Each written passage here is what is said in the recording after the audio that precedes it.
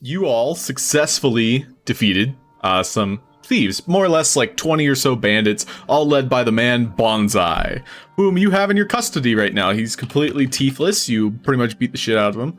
All he's got are some gums, and he's bleeding profusely. He kind of accepted his fate. However, you know, you all just kind of brought him hoping to get some kind of bounty for his head. Meanwhile, you all noticed that 3 or so had escaped from the train. So everyone on the final hour or two trek or trip, they reveal that, hey, our money's gone. You didn't get our money back. And so it seems as though like they were infiltrators, thieves on the inside. And so seeing as everyone was outside and didn't really bother to even check on the passengers until more or less you murdered everybody, there's, well, no turning back from that. And overall, it's maybe like 200, 300 gold pieces missing out of everyone. The noble cart, the one Bruce left from, there's an individual missing, just so happened. And then the normal civilian cart, 2 of the individuals went missing. And so people were abducted.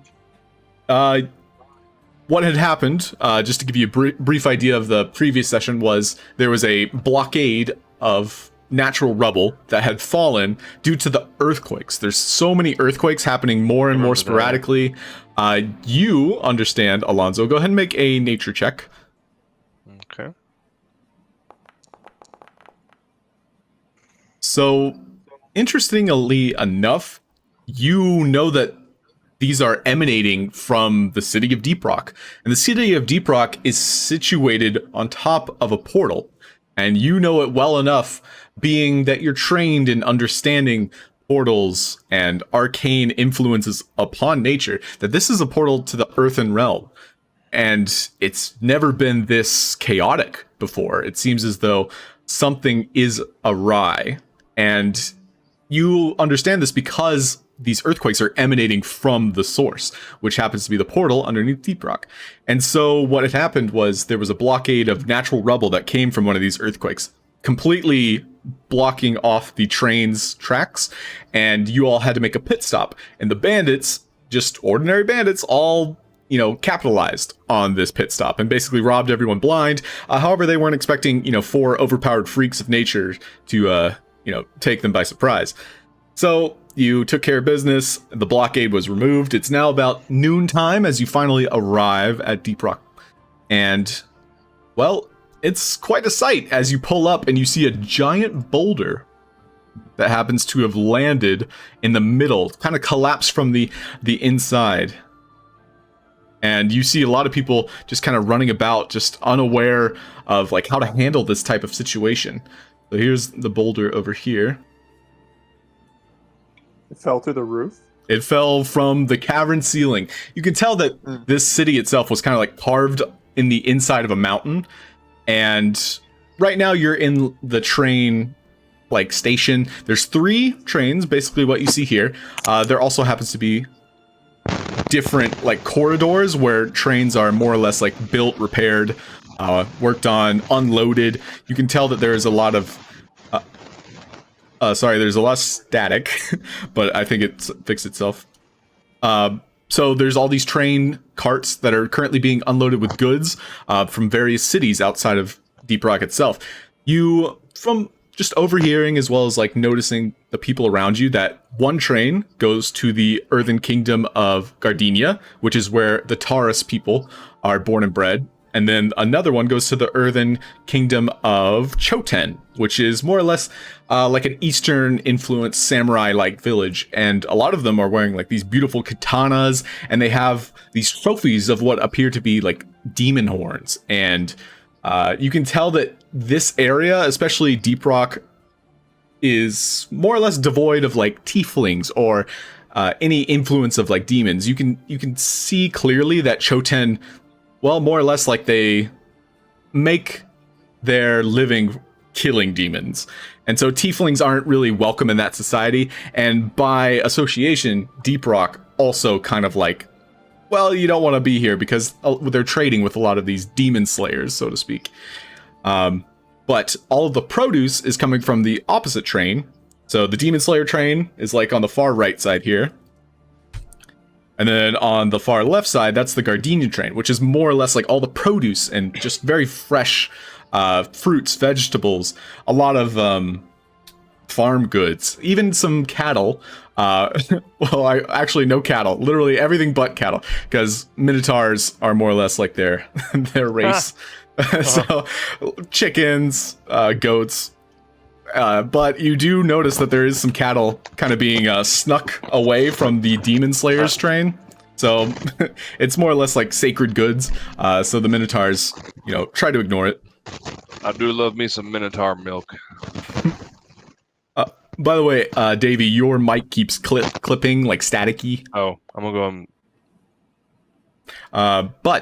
So the train you arrived on happened to have a lot of material goods, minerals, gold, silver, a lot of gemstones. One thing that you note is that there is a bank of Deeprock, and for the record, most people don't carry, 200, 300, 500 gold pieces on them. They exchange it for gems, and gems are much easier to carry.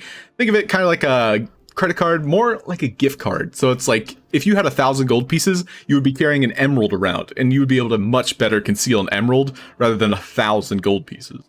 What about runes? Rooms, as in like runes. RUNES. Oh, runes. Yeah, rune stones themselves. Yeah. You can tell that this is a hub specifically for crafting runes. And so as you get deeper into Deeprock, and you being a local, you understand that the earthen variety of runes, well, they more or less originate here. It's one of the main sources of magnetized runes, soil runes, that really fertilize soil and make earth a lot easier to tend to. And there's also a lot of steel that comes from Capricorn runes specifically that make these beautiful katanas. And so runes are a huge part of that process. But I guess I was asking, are runes good trade resource? Like you were like gems, like could they be used like buying runes should have it easier instead of having a bunch of gold, having a rune worth X amount of gold? Specifically, runes come in a large variety of sizes, and as you know that you carry one, that more or less is like an identifier. And so people would rather use gems for trade rather than runes. Runes are more so, they're more like a trade good than a material like currency. Gotcha. Yep. And so as you're looking about, all of these commoners you're welcome to like approach or talk to, but they're all very anxious. There's this stone that appears to have crushed a female dwarf. You can see that there's a pool of blood that seems to be kind of like pouring out. There's a couple of guards are kind of trying to pull some rubble up and off of her, as well as like deter people from looking. You can tell that this was not an everyday experience, and people are kind of like whispering to one another like, oh, when will it stop? What is that sage doing? And they just seem to be in such, despair. It seems as though that something is happening that is out of their control, and that makes people very anxious. Do we still have those guys in our captivity? Are we holding those? Yeah, I believe you only took the honcho with you, unless you did spare a lot of them, so we can say that there's maybe like a half dozen, as well as the honcho. The honcho, his name is Bonsai. Bonsai, okay. Where is he? He is right here. Now, I'll move all you guys on the same side of the train here. So red guy? Yep, the guy covered in blood. Yeah. We fucked some up. Yep. Are there any guards nearby? Yeah, there's a guard that seems to approach you as you're the one kind of like pushing the honcho in front of you. And he's all hogtied at the moment. So I'll have honcho and I'll say to him, you might want to take care of this one, and we totally found him like this. Perhaps we should give the reward ourselves before we pass it off to someone else to collect. Wait, what were we doing with this guy? We're turning him in. He has a bounty on his head. Oh, hey guard, can you pay for this guy? You? Okay, well, I recognize him. That's Bonsai. Yeah, we've been looking for him for quite some time, and I guess this is a miracle. And he looks over at the giant rock. it kind of balances out what just happened. Here, and he whistles, and a couple other guards come over. You know, you might want to go to the Bounty Hunters Guild for him, but we can take him into custody for you, no problem. How can we prove that we got him then? Well, and Bonsai kind of chimes in. Just take my hammer. It's fine. They'll know. You can see that he, from the conversation you had with him, he's more or less interested in turning a new leaf. He was almost kind of like pigeonholed into this leadership role where he was like helping these bandits survive, and so this is more or less like an out for him. And so he's not even like angry that he's been captured. It's almost as though he knew this day would come. Oh, Bonsai, you're lucky I wasn't filming myself, buddy. You'd have an arrow through your skull. Bonsai looks at you specifically, Alonso, and you killed his girlfriend. Well, I was feeling a little bit myself, I Yeah. guess. Yeah, I was playing your character, and well, I forgot to non-lethal with arrows. So, You can't. So. yeah, so a couple people died by your hand. So they tried to yeah, kill us, so, you know. Bonsai looks at you, and you can see his brow furrow, and you don't really want to, I don't know, anger him for sure. Fair enough. Yeah, I mean, I just said what I said, and just kind of like give him a nod, and just, you know, I'm oblivious to his. You know. Well, who wants to hang on to this dude's hammer? I like hammers. I will take the hammer, and I will hold it until we get to the bounty hunter. Okay. So he bet his hammer, which was more or less like tied to his back. You have to unloosen the ropes, pull the hammer out, tighten the ropes again, and it just clatters to the ground. It's a gigantic toothpick of a like well carved. It's got these giant horns on it. It has the shape of a ram on it. It's he calls it the rammer. So, Ooh. That was the best you could do. What? This is very fond for me. It reminds me of my hometown. Ramsgate? No, Ram's Head, sorry. Ramsgate's... never mind. I don't care. It's okay. It's alright. I forget where I'm from too sometimes, buddy. It's alright. It's just All this right. video game I was playing. It's not important. You're gonna go with these guards. And Fine. they're gonna take you and they're gonna do whatever with you. They're gonna, what? Have their way with me? Whatever they want. Justice has been served. Fine. And you can see he's just kind of like following them. The guards were ready to like, I don't know, push him like you had. And so they're kind of, I guess, thrown off by the fact that the honcho goes willingly. All right. Anybody doing So anything where- particular? Well, let's go change out this gold. We got a lot of jingle on us, and that encounter showed us that we probably shouldn't be carrying so much with us. And let's go see my paw. Salvatore's just gonna make a quick look around at all the people around him. Sure, See make if a there's anyone. perception. Oh, very good. You want suspicious? You never know. He's in new town.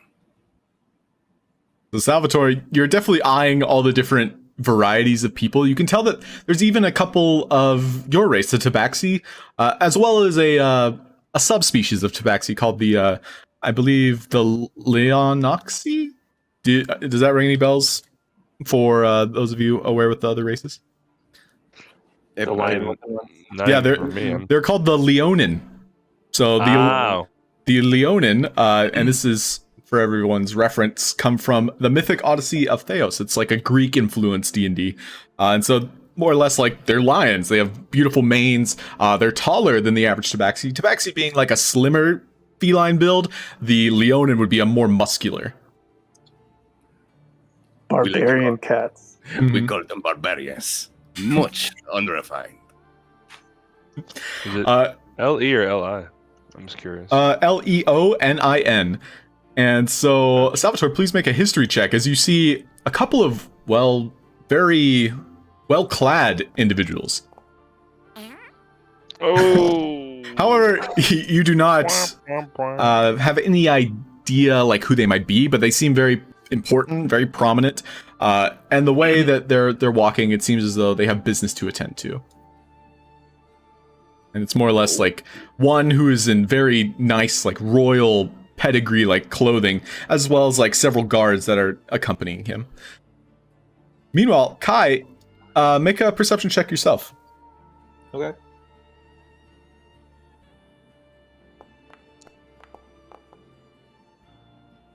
You notice that your friend Harold, the individual that had the rat-like companion, he's nowhere to be found. Like you were keeping an eye on him, just in a friendly manner, but he is gonzo. More or less, everybody else, in the same cart as you, they seem to be taking their goods and getting off as soon as possible. You can see that this train in its entirety is more or less being like magnetized off the track and then pushed into one of these cubbies that happens to have like storage area. And these people and the workers themselves are kind of like unloading it and preparing it to be repaired, refueled, and then just put right back on. So as soon as it was taken off, it was replaced with a spare cart. And so a lot of people are now shuffling on just to get to where they need to go. As you can tell, like you were, and all of you were kind of like delayed from that detour. There's been a backup, huh? Mm-hmm. Well, I wonder if there's been any more damage to the city. I mean, It with all sounds like these, they've been dealing with this for a little while at least. It doesn't seem like this is their first occurrence. Did you all hear these that tremors. person talking about a sage? Hmm. Said, And what so- is the sage doing? Make a religion check. Ooh. If anybody's proficient. It would also be Arcana. So if anybody's proficient with Arcana. Or religion. Nature? Nature? No. Okay. Oh, nature, yeah. anyway, No Boom. nature. About this sage. healthy 4. Well, with those rolls, you're unaware of what a sage might do. However, Alonso being a local and understanding the planner kind of like idea of what a sage might be doing is more or less like guarding the portal. Much like how a warden would guard the tree, the one that you recently came from, these sages would more or less be guarding this portal. So this one would be like the plane to the elemental earth. Did I hear who made a comment about the sage? Yeah, a lot of these civilians, especially those with a little bit more intellect at first glance, they can tell that, the sage would be the one that would understand how these things happen. And just some of the things you overhear are like, "Boy, that sage must be sleeping if he's letting something like that happen. Oh, I'm so scared. Whatever will happen, it seems to be getting worse by the day. I mean, it's been about a week now, but, he's got to have it under control, right? I really hope so. My grandmother's scared for her life." I'd like to approach the group and ask them where the sage lives. Okay. Yeah, these are the individuals that you're approaching. It seems to be a group of them. Yeah, right here. And so the sage, as you begin to speak with them, go ahead and make a persuasion check. Oh my, to have a Genasi in our presence? Well, it's certainly an honor. I suppose, from what I understand, is that the sage lives past the crystal mines. And so in the crystal mines, that's where all the runes are. I'm certain you're aware, Well, I'm a bit out of my element here, but I try to learn what I can about the natural phenomenon occurring. Like a fish out of water, you are. Well, you might want to go talk to the king, or maybe someone who might know how to get there safely. It's quite dangerous getting closer to the portal itself, Why is that? Well, I mean, elements, they're getting wilder the closer you get. It's more or less like that's what influences all the runes. It pretty much provides the energy for the town, you see. But, well, there's also the crystalline people. Them people are weird.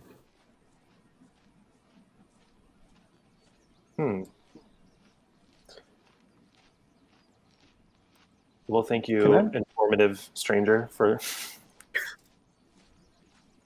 Oh, Can I make a check on the Crystalline people? Sure. Go on to make Yeah, a. would I be hearing this conversation at all? Oh yeah, you all are more or less in the area, and you're traveling together.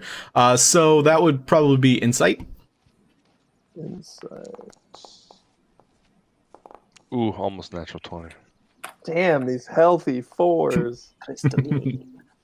So the crystalline people, and this is just from your general understanding of the workers about you, they have this, well, crystal-like skin, and they have several translucent variations of colors depending on what element is influencing them.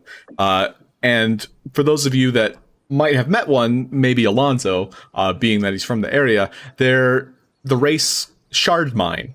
And so they kind of like they bud off of each other. They don't reproduce like normal humanoids might. They kind of like came from the earth or from some kind of like influence that would produce crystals. And they, as individuals, are going through a rough time right now. Hmm.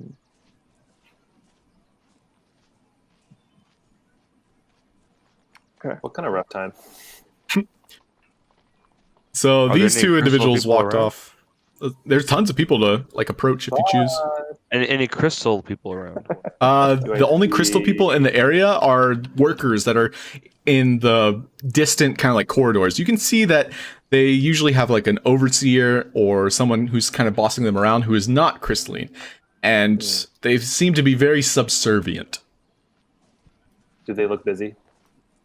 More or less. You can try to approach them, sure. If you choose. Hey guys, Yeah, I'm gonna. I left something on the train. I think I left something on the train. I'll be right back. Okay. Salvatore, you might want to pick up that hammer.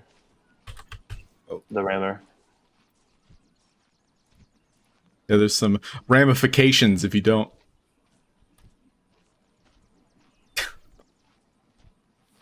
Yeah, so you do see two individuals kind of hard at work loading and unloading these boxes of goods that came from the train you just arrived on. Meanwhile, Moliere and Laszlo are both kind of like discussing the engine itself. Moliere more or less like unaware of how the thing works, but he knows how to work it. And Laszlo is basically trying to like comprehend how it works as he's showing him.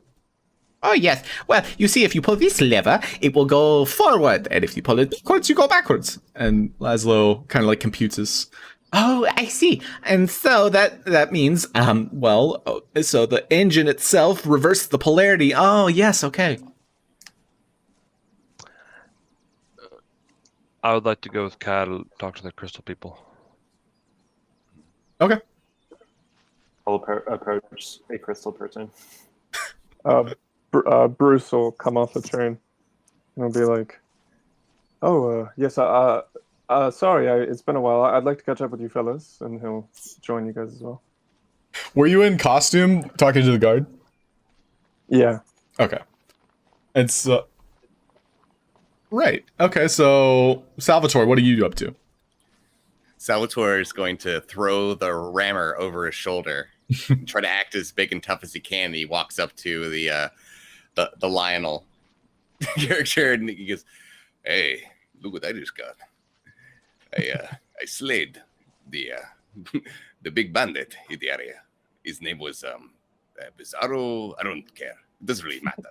I slayed him. I'm strong." Okay. So first make a performance check as you are more or less approaching this rich individual, to say the least, and the guards themselves would not let you get very close, especially brandishing a weapon of such size and caliber.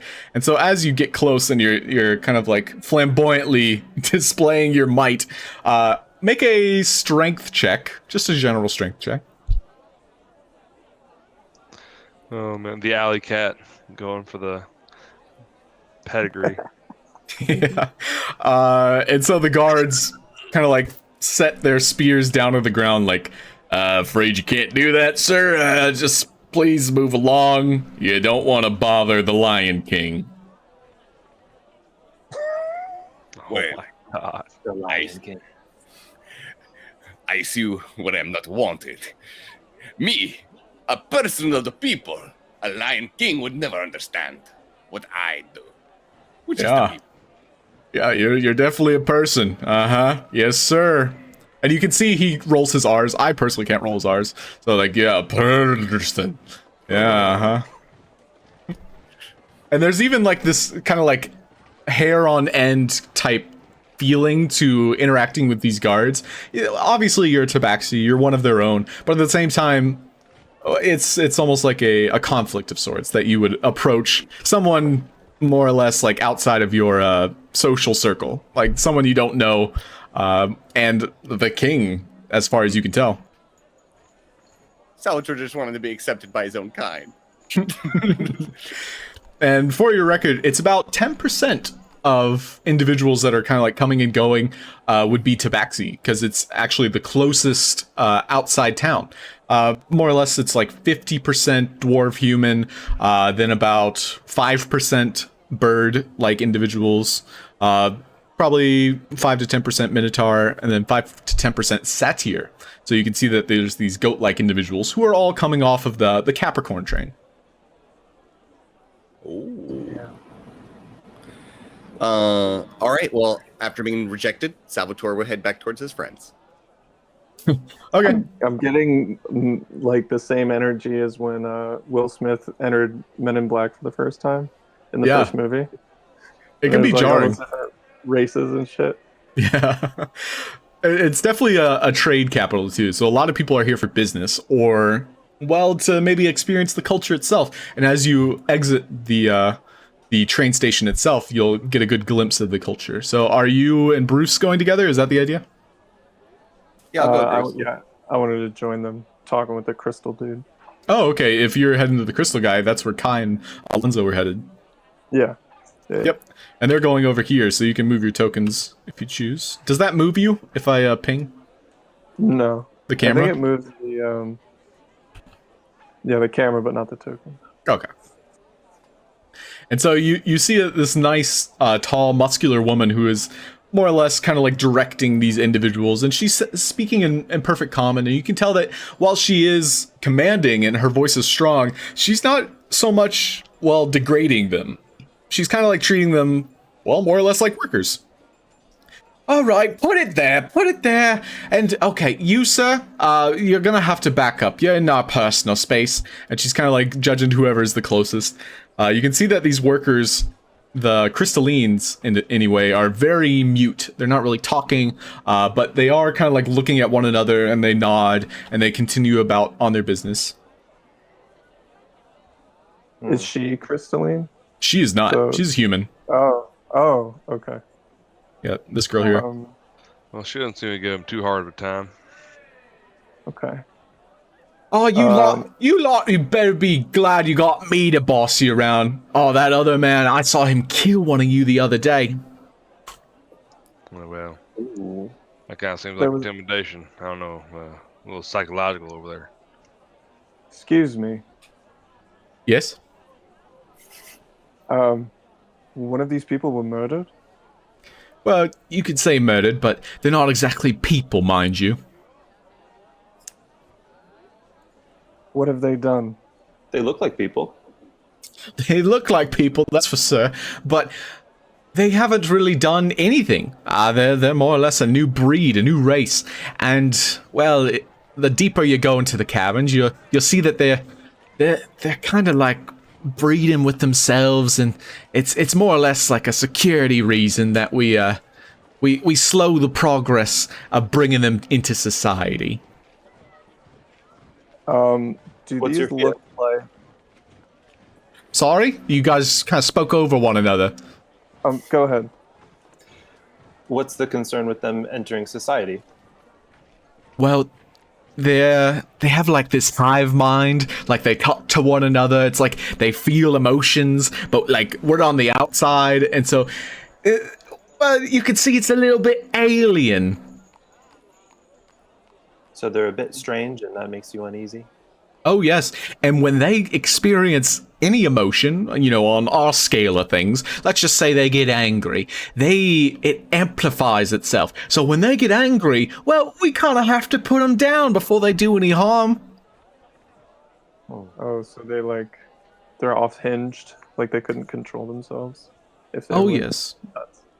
Okay. It's odd because they train themselves to be dispassionate. And when they finally experience any semblance of the word, well, they have a hell of a time, I tell you what. What usually sets them off? Any emotion, really. Like something, let's just say you stub your toe. That itself, it might make you angry. And depending on the variety of the shard mine you talk to, some might be more prone to anger. Some, they practice their entire short lifespan just to train it, just to be mute in form of emotion. They choose to ignore it. They dull their own mind for the sake of the people around them. Do they voluntarily do this? Hurt themselves? No, lordy.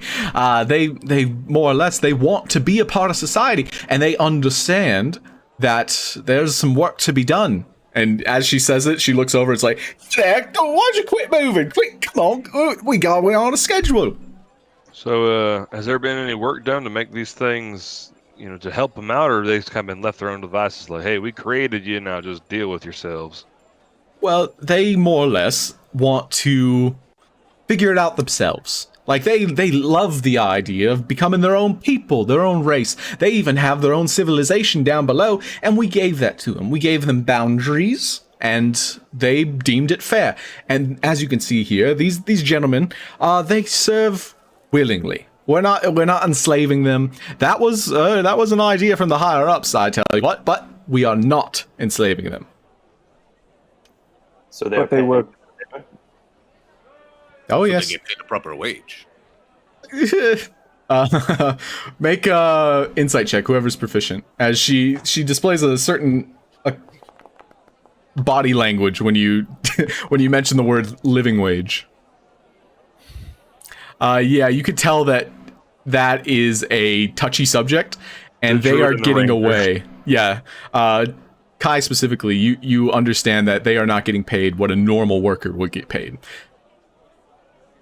And these were created by you. Oh, I trust me, Lord. I would not be creating, proliferating, promiscuating, whatever the word, the term. I don't touch them. I let them touch themselves. And Let me clarify. I meant they were created by, humans. Well, Or they were were created by. Are they a naturally occurring species that you found, or were they created? She's gonna make a, I guess, history check for that. Ooh. 'Cause she might not know. Well, I wish I knew. history.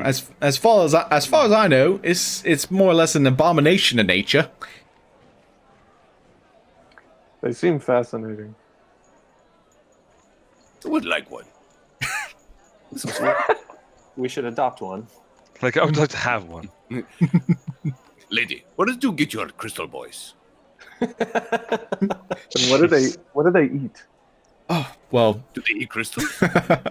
yeah, more or less they eat dirt, soil. I've seen a couple just gnaw on some rocks. There's a good rock candy merchant just outside. I could see more or less like a line of them every night, but a lot of people keep away from them. Just mind you, they're not really welcome yet, and that's why they're kind of out of the limelight. We're over here in the dark. We're getting shit done, that's for sure. But they're unnatural, but they're also natural. It's a weird conundrum, I tell you what. Let's make them mainstream. Yeah, they'll be the new iPod. So out of all of you, who is the least or the most intelligent and the least intelligent? Most and least? Yeah, Laszlo's not there, so it's out of you four. 12. I think I'm at 10. Let me check. Yeah, I think Salvatore. I'm actually plus I have 0 10. intelligence. I'm 10 intelligence. I'm not. Whoa. Oh, Salvatore is the smartest. Yeah. Salvatore's magic and, like blood stuff all uses intelligence. So, Oh, really? yeah, it makes sense. So one of the crystalline individuals looks at you, Salvatore, and you can see that he's communicating. Like he's sending these telepathic kind of like emotions your way. And make a insight check, Salvatore. Oh, okay.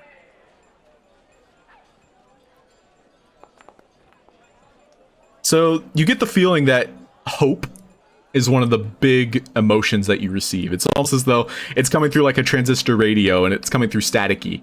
And the way you experience hope is not the same as this individual, but at the same time, it's you understand that it has a hope for the future. Maybe for its children or its children's children's future generations, like they'll be able to live in a society where they're accepted.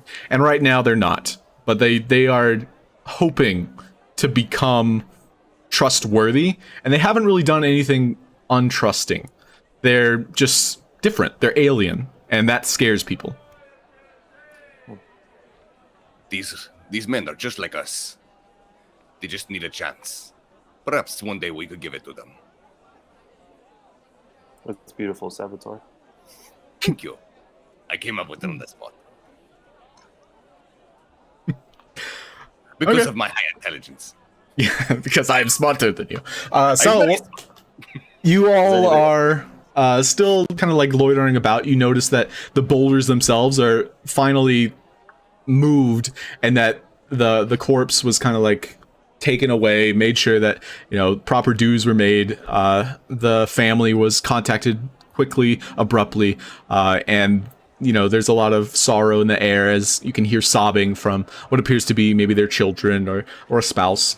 And so the proper rites are given. Could I quickly approach a guard and just say, who was that was killed by the boulder? Oh, as far as I know, sir, that was and you can tell he's trying to be very polite to you because you're noble born. You have this air about you. I think it was one of the merchants. And, she frequents the train, and I've seen her around here quite a few times. Maybe she was picking up, today's shipment. We were all waiting about for your train. I saw you come off it. I'm very, perceptive. I rolled high on my roll. And so when we saw, that boulder falling, she was a little bit too slow on the pickup. I think she was just, keeping tally on, what was coming. She was so focused on her work. I'll just kind of say to myself, like, we were too busy fighting justice, and this woman was served an injustice. What am I doing? It's a shame. Yeah, it's a shame, really. She was a nice little lady. We could have saved her. I must go. I walk away. Oh man, he's so important. He's so moody. We could probably still do something. I mean, I don't see why, we couldn't track him down after we do what we need to around here.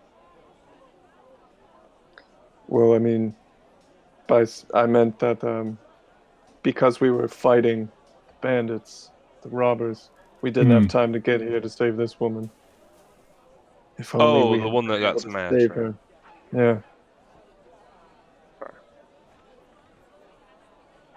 There's never enough of us. All right, I would like everybody to roll initiative. What? And this is for role play. Play initiative. Oh, okay. We went off yet since we've been here. Finally. Oh, nice. Oh, nice. Okay, so unfortunately, Salvatore, you are so enamored with these individuals. You're the last to leave, and you can see above you that a rock seems to be coming loose. Make a dexterity saving throw. Oh, shit.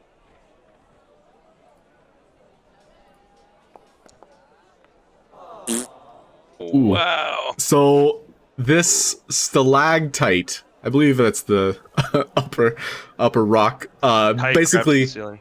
yeah, it crunches, and you can hear it. You look up. You're so enamored with these emotions that you're feeling coming from an alien being. You look up and you see it crack, and then it just falls, and it's getting closer. It's not making a sound after that first crack, and all of a sudden, it sinks into your shoulder blade. You take Oh my god. 8 points of piercing damage. And you are too slow to move because this giant rammer that you have strewn on your back. If another one falls, I wanna like somersault grab him out of the way. So Salvatore, as you're standing there, kind of like, or anyone else. for that. yeah, oh yeah, anyone. Salvatore turns to James and he's like, "You had your chance to save someone right now." You didn't roll high enough. I'm sorry. So the one individual whom you had that connection with, Salvatore, he runs over to you and he begins to pat you down, kind of like trying to see where you're injured, and he touches it, and you can feel this brief moment of restoration. And he heals you with a cure I'll wounds. come over. Are you all right? I am much better now. And he heals you for 8 points. Thank you, my friend. Negative What 8. is your name? Whoops. And you, as you're now close to him, face to face, and you can see the guard walking over at this point, just to like break up, this interaction. He doesn't have a mouth. There's no real like orifice for him to have like lips, a tongue, to be able to speak words. And so, as you're kind of like asking him this question, there's this immediate response in your mind. Geoff.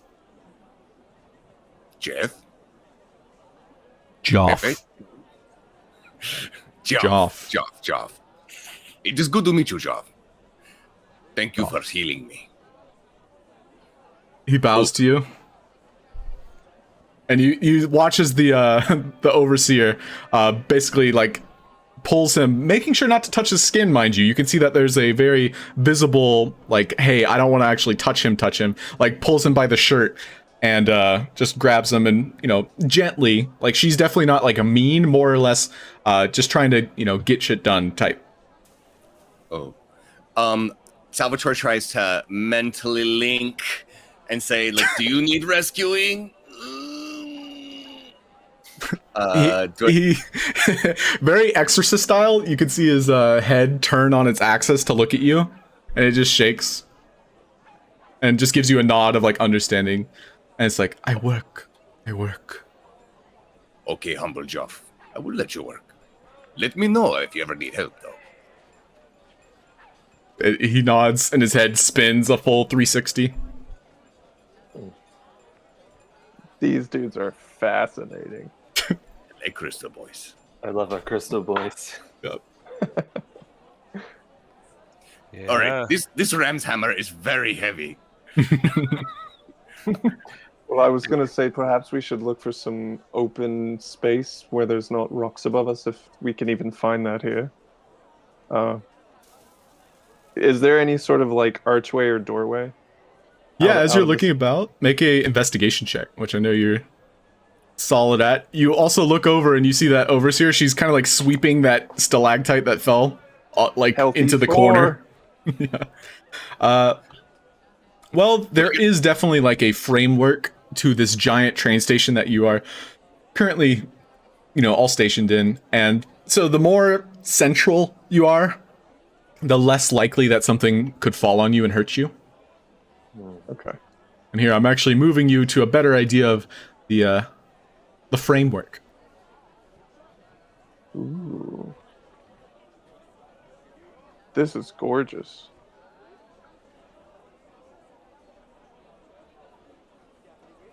Whoa.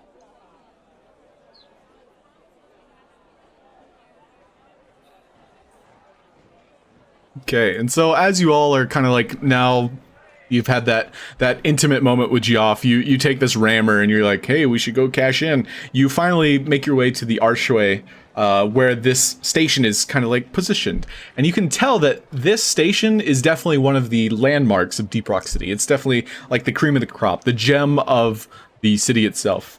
And this is an idea of what you glimpse at. So now that you're looking out of this more or less like side of the mountain. So think of yourself on the side of a mountain, looking out and seeing the opposite side, and then there's this giant crevice above you where the mountain itself kind of like apexes. And so there's definitely a sense of structure to it, that the walls themselves are fortified. However, you also see, make a perception check, everyone. Amazing. I did not paint any of these.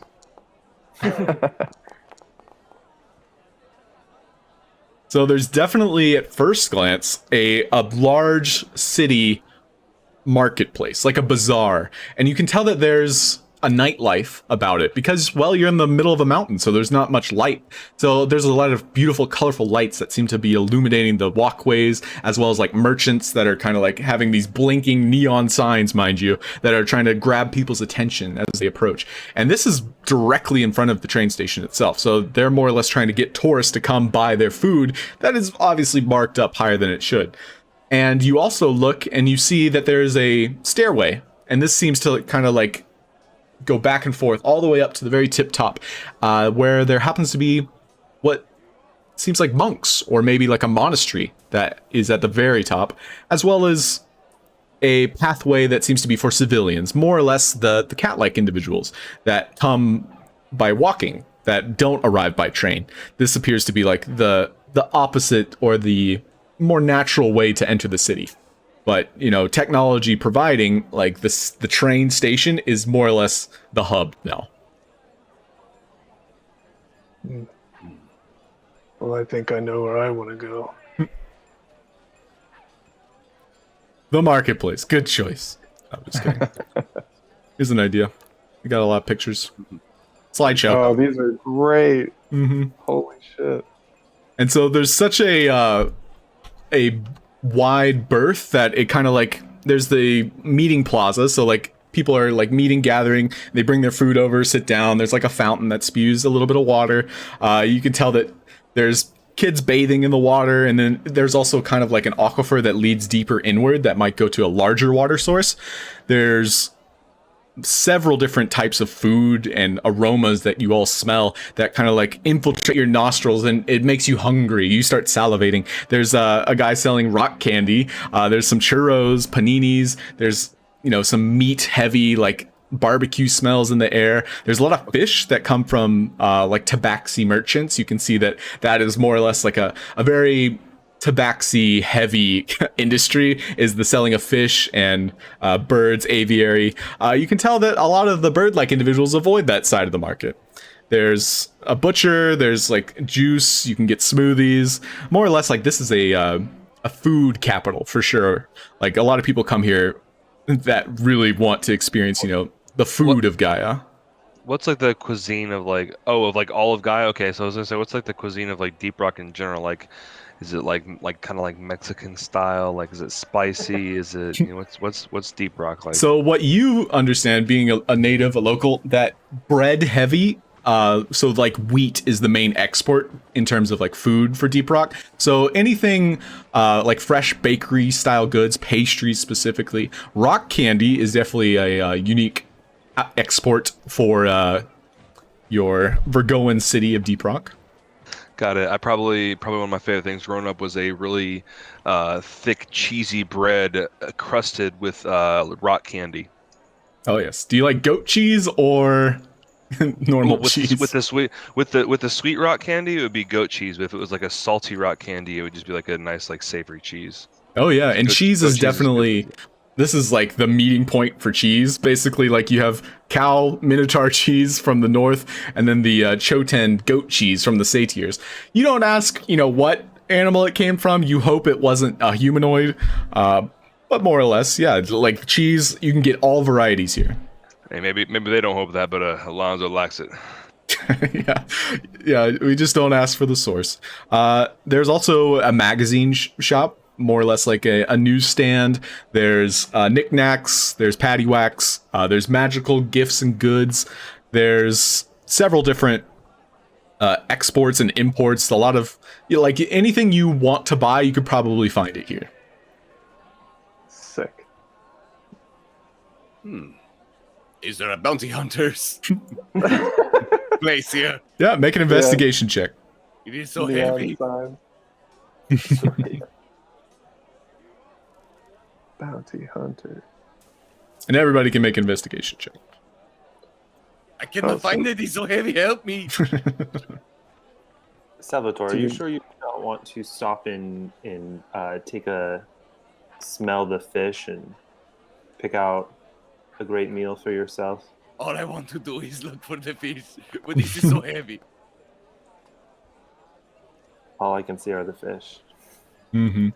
Yeah, out of the four of you, you get an idea of where the guild might be. A lot of the fighter types seem to be kind of like all coalescing in one section of the city. It definitely gets a little bit sketchier the deeper you go, but this might be where you would go to turn in something of that nature. And so as you approach the counter, you can see that everyone identifies this hammer quite clearly. Like, this is definitely a token or a trophy, mind you, for a successful bounty. And so word has arrived. There's even a guard standing nearby that kind of like verifies your story, that Bonsai is now in captivity. There's, well, a lot of different bounties available. Some even like domestic, as in like thieves within Deeprock itself. But Bonsai himself has been a terror on the train tracks themselves. And so to have him in captivity will allow a lot more merchants and businessmen to sleep soundly tonight. You are welcome. Salvatore Nice. did his job, as well as his friends did. All right, here you go. And he passes over 4 pouches, all with 50 gold pieces each. So that's 200 gold pieces. Here you go, man. My subordinates. Amazing. So 50 each? Yep, 50 gold pieces each. Are we splitting up? Laszlo's too busy. He's on the train at the moment. He's kind of like understanding how engineering of the runestone variety works. Look at him, this. Can I get eyes on that monastery? I just want to like Yeah. see what that's about. It's more or less a mile to a mile and a half above you, but you could tell that there's definitely some city that is not within the city. It's as though it's like a vertical climb. And as you get a good glimpse of it, you can see that there's lights strewn about the entire like wall face of this inner mountain that kind of illuminate the path, as well as many different homes that seem to be scattered about, one of which happens to be Alonso's father. He's, you know, along the path itself, but the monastery would be above the opening, so you can't really see it from here. You determine that it's either you know, on the closer side, more or less like directly above the train station. Okay. Cool. I will have that in mind. Okay. What else is happening? Salvatore would like some fish now. Okay.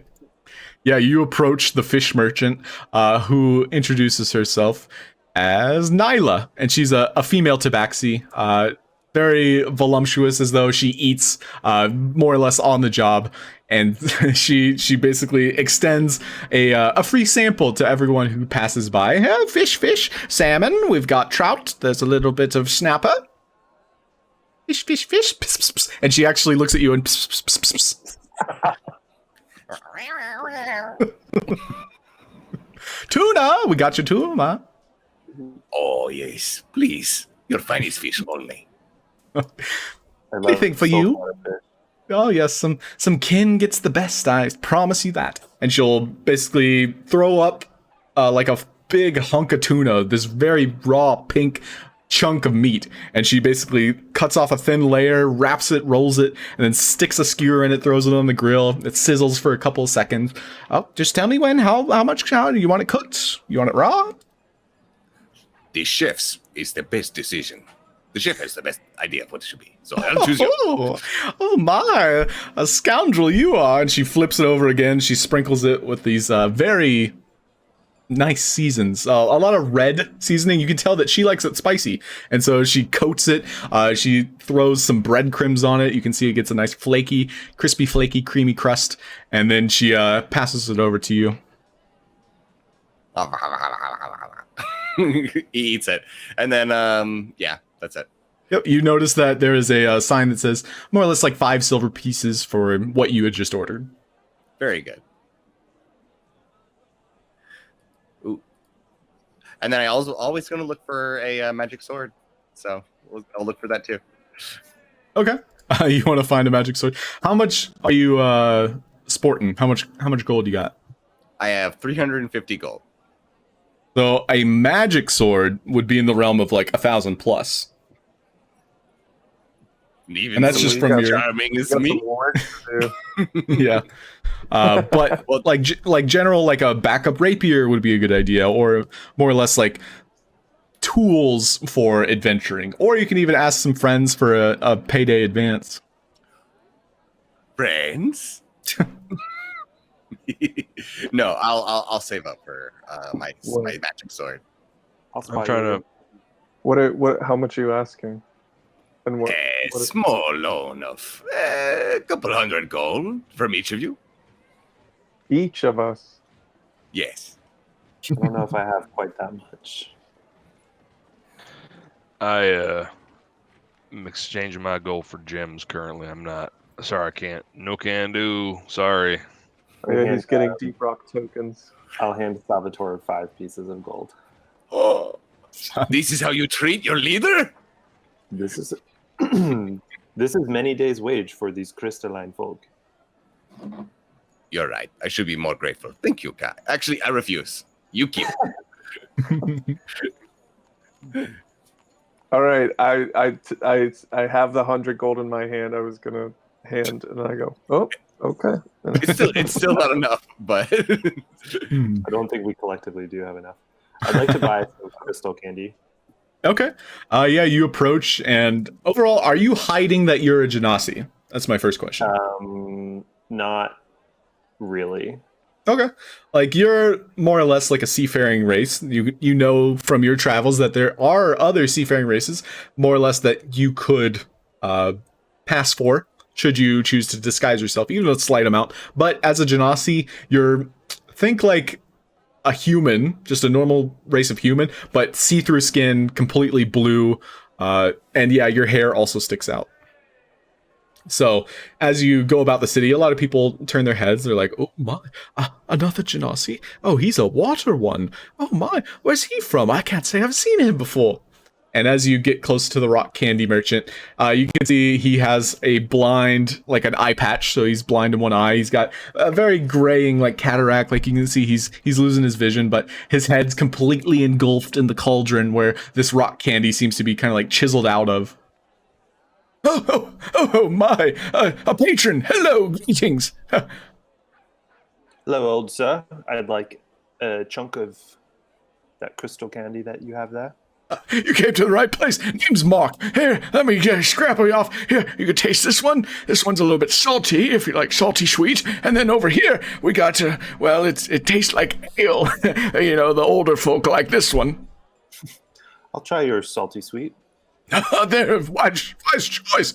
And so he scraps off a little bit. It's got like a green emerald hue to it. And as he passes it to you, it kind of like crumbles in your hand. And so he more or less puts it on like a parchment paper, and it's not like the rock candy on a stick, it's more like powder, so you could snort it if you choose, or you more or less you put it on your finger and you get it in your teeth. So this is a delicacy, I hear, around here. Oh well, yes, candy, man. You see Alonso just like grab, like when you see him in a different stall, like buying rock candy, and he's like crushing the rock candy in his hands, like just like pouring it into his mouth. Oh yeah. It also comes in like pixie stick variety, so you just like rip off this parchment paper and you just kind of like suck it down. And so it's more or less like 1 to 2 silver pieces a serving. It's pretty cheap stuff. I'll pay the man. I don't. Kai doesn't necessarily like it. So he Yeah. pockets the rest. Yeah, he gave you enough to try it, and so more or less like the idea of candy in itself it's a treat. You know, it's not something you would have regularly. There are several other different merchants, one of which is a banana stand, and there's a tabaxi merchant. There's always money in the bananas. There's plenty of money in the banana stand. You can also get drinks should you choose. There's tons of wagons that seem to have like a barrel of ale or mead that are just passing out cups to passerbys. And you can see that the more drunk they are, the more they charge. But everyone's willing to pay for it. Everyone's having a night on the town, so to speak. Yeah, I'm just kind of spending most of the time like guiding them around. Like I'm sure they're like, just asking about all sorts of different things. But Oh yeah. I was just gonna say you're the tour guide, but at the same time, like it's as though you're just pointing to things. You're not really giving like a story. It's like, yeah, and that's where the king is. Over there. You can find the trail that leads to the garden, and everyone's so enamored. You've been here several times, many times. Salvatore would Nice get art. Salvatore would get a drink and just ask the bartender if he's heard like any idea of where these tremors are coming from. Oh, do you feel one right now? You can see him like hold on to his entire stall, and he's just like desperate to keep it from shaking. You can see that he's tied it quite recently just to like bind it a little bit better. Being above a portal, it's got its flaws, man. I'm not a fan. Name's Bogus. Hey, Bogus. I am Salvatore, Shadowwalker, leader of a band of adventurers. Yeah, well, I'm the business owner of Bogus Muns and Muns. Oh, very fine shop you have here, sir. But have you heard any rumors? Perhaps there were elementals that were involved? Yeah, and you can see him actually buttering a biscuit right now to basically hand to you. And he has one hand with the biscuit, one hand open, obvious for money. Salvatore buys the biscuit, of course. Okay. It's 1 silver piece. Cheap street food. And so, well, I mean, from what I understand, the sage is supposed to be, taking care of business down there. And, well, it's been about a week and it's been getting worse and worse, so I don't really understand what's happening. The king let out like a little PSA over the intercom speaker system, looking for anybody wanting to look down beneath. Being a merchant, man, it's out of my jurisdiction. What am I supposed to do, huh? Wait for a brave band of adventurers, such as myself, to come and rescue you, you poor peasant. And so you actually feel a brief tremor underneath your feet at this moment. And you can see just all of you notice that everyone just stops. It's almost as though there's like this moment of silence that just kind of like emanates, like music in the distant background just immediately stops, like a fine like strum of strings, just like, and it's. I want to look above, like get eyes above me. Looking above you, make a perception check. Anybody else doing anything in the moment? You can tell that this is a minute earthquake. It's not a strong one. Yes, Salvatore, after being struck by a piece of rock, is going to be very wary, and he's going to be looking out for himself. I hit the ground as soon as the tremors started going. I just like went extra like panic, like laid on the ground. Okay. Anything I Kai's want to doing? go over to Alfonso. Or Alonso, sorry. Yeah, hey, you know what? That's fine. I like Yeah. it. Don't worry, you'll meet his dad, who is Lorenzo. Oh, no. I would be looking kind of, I think, same line of thinking as Bruce, looking at the walls, looking above us, making sure nothing's falling. Okay, make a perception check. And then Alonso, you being able to react as well as you did, you are able to more or less secure the foundation of a stand that you hid under, and it's as though like it's rickety racketing, but you stabilize it as well as stabilize yourself, and the businessman thanks you for it. Nice. Oh, yeah, it was totally meant to do that. No problem at all, sir. Oh, thank you. And he hands you basically a free turkey drumstick. Oh, hell yeah. Can I come under there too? Is there room? You unfortunately were looking up, and so your attention is looking the other direction.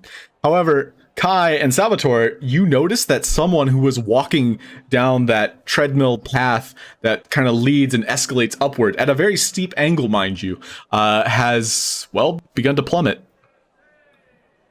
Salvatore runs and dashes to save them. Same. We have to help him. Okay, both of you make dexterity saving throws. Do I see them going for it?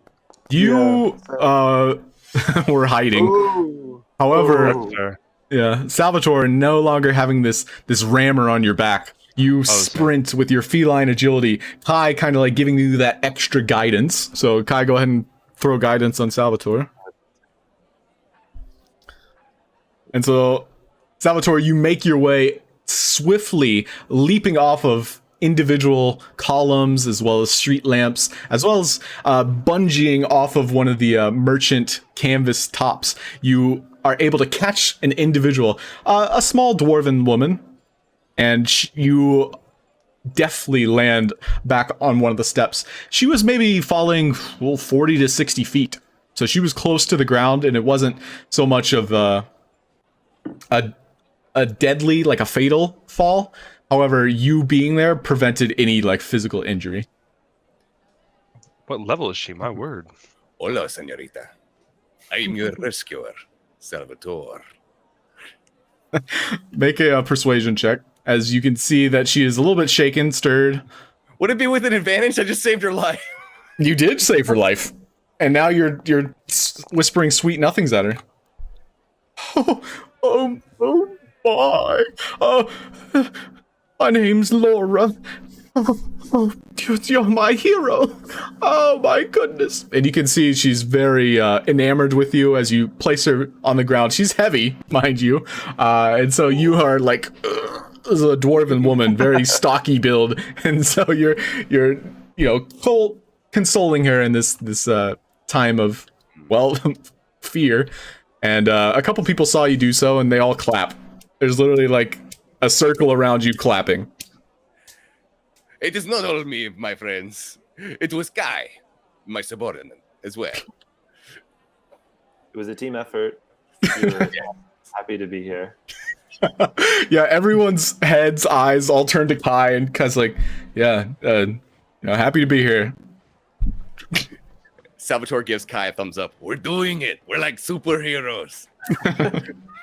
I'll come over like winded, like, you guys, sorry, I just wanted to make sure there were no like rocks falling or anything. Good, that was amazing. Great. You brought up the rear. Good job. I stroll over slowly, eating the turkey drumstick. Good job, guys. Go team water walkers. Yes, that is the name I chose. Yeah, as Shadow you all Walker, are. Water Walker. Every time You're all- you say shadow walkers, I just say water walkers. Yeah, it's a work in progress, but everyone more or less kind of like dispersed as the others arrived. But you got a standing ovation, and the dwarven woman is like behind you with her fingers, like, Salvatore, Yes, my lady. would you like to join me for dinner? Of course. But my friend's father is in dire need of rescue, just as you were. Perhaps another time. Oh, okay. I'll take an address or a number or a sack of gold. I can't afford a Gmail address, but here's my address, and she'll write down like on a rock, mind you, and she kind of like scribbles with a very sharp nail. And she hands it to you. Or would you'd be into that because you're a cat, for sure. I like the scratching. This is very cool. It's just what I like. I will, my lady, be ready. I may meet you in the Oh. dead of night Oh my. at your window. I will never use the door. Oh. Yes, Very right, mysterious. right away. I better go clean my room. And she storms off. Salvatore turns to the water walkers. Let's go see your dad. I But, agree. Let's find your father. Genuinely a genius way to save gold on rent at the inn. You just I only have to have sexual relations with a person I'm not attracted to. in every city we go to. It's Every genius. Feline AIDS is a real thing, boys. Watch out.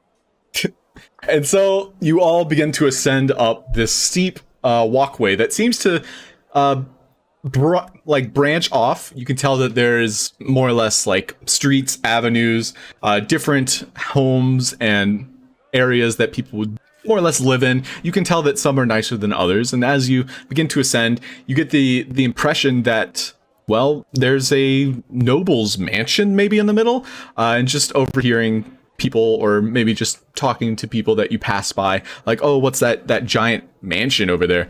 Oh, that's where the king lives. Yeah, King Bartholomew II. Yeah, he's all right. He's whatever.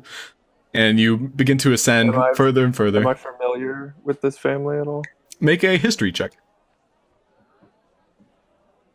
Where is that? Oh, Yeah, I mean, you get the impression that he's a younger king, being the second. It's almost as though he came into power from his father. That might, your connections, your networking ability, like you'd be able to get your foot in the door if you wanted to speak to him, no doubt. okay. Yeah, I'll just kind of keep an ear out in case anyone says something. And as you ascend, you're following I hate Alonso. politics. Politics. Alonso's leading the way. You can see that while he hasn't pointed it out acutely, that his home, his father's home, is more or less off the beaten path. It kind of like wraps around the mountain cliffside and it goes up and out of the way. However, it also has a tinge of nature to it. It's a lot more beautiful in terms of, well, a living quarters. You can see that as you had passed by several homes, they were kind of like closer to the city life. And so you're going kind of like into the suburban area of Deeprock, more or less the nicer homes. If acres is more your thing, or just like living area, comfortable space. And you can tell that as you approach Lorenzo's home, as Alonso has introduced your father, it has this air of nature, druidic semblance, something otherworldly, like a touch of nature, druidic magic specifically. And Kai, you definitely appreciate it more than the others.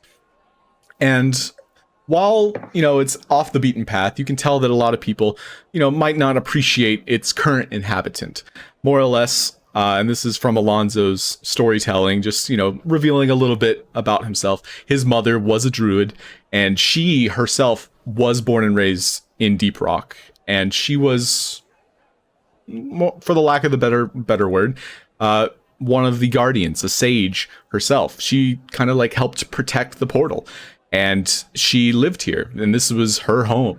And the father moved in, and well, he was an outsider, and so he's currently taking up roots in outsider his own city. So like he's not exactly from the area, and that's the problem people have with him. And so as you finally get to the door, you can tell that there's not a lot of visitors, but with a brief knock. Alonso, is there any way you would prepare to see your father again? Oh no, I'm just taking in the nature, taking the deep breaths, really just, got a big smile on my face, much more than normal. I'm much, like Alonso's not like a brooding character, but he's much more, just kind of quiet, just flat face and just kind of, mind, looking around, but he's much more focused on the small things, looking at the flowers and the plants and the trees as he's walking up to the place. And No, nothing more than just kind of like almost like skipping up to the front door. What a Okay. Very nice. And so Wait, quick recap. yeah, what's up? He was sick, right? He was sick, yeah. Okay. Is he Or is. that's Was why or we're here is. to check out, right? Was or is. Okay. Was or is. And so you finally make that knock, and it kind of like resounds off of the cliffside, and it causes, you know, a couple of dirt to fall off of the side of the wall itself, and all of you kind of like have this moment of like, oh shit, another one. But no, Oh, it's that's just normal. That's yeah. No, just dirt, just rock, just rubble.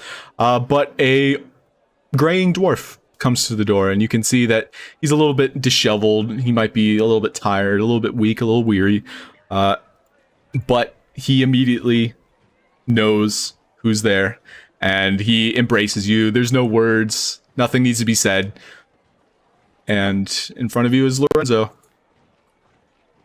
That's what he looks like. If you could see him. Hey, I like it. Nice.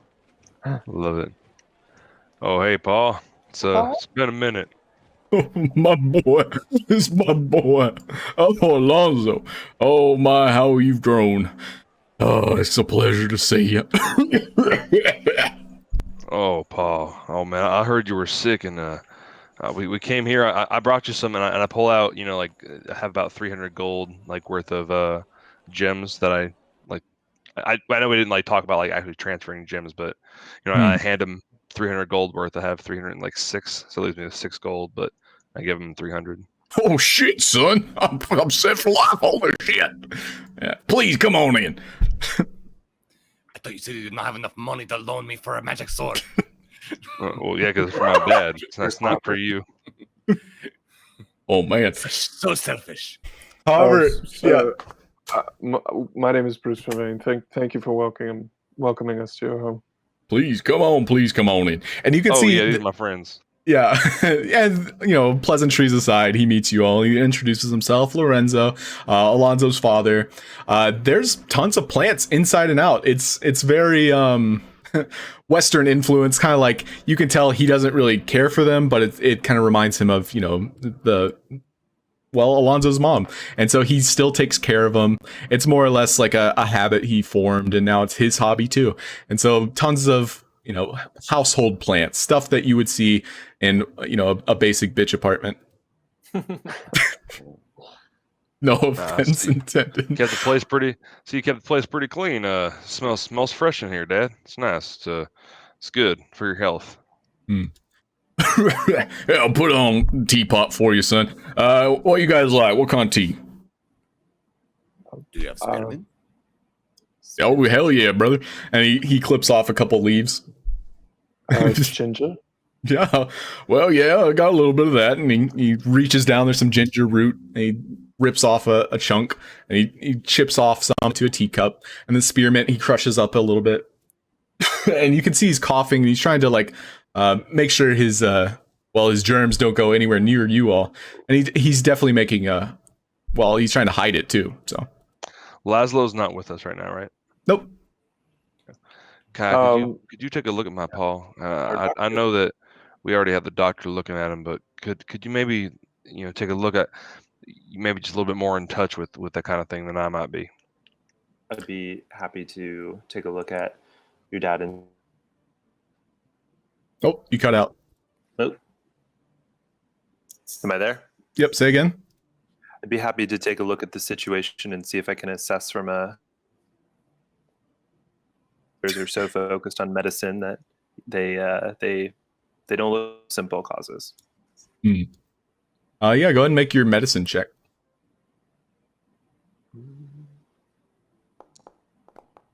And so while this Nice. might be Laszlo's field of expertise, you get this kind of feeling from the plants around you. It's as though they've absorbed a lot of the energy that he was suffering, and more or less helped him heal in a way. It's as though these plants and the plant life itself might have been kind of like his saving grace.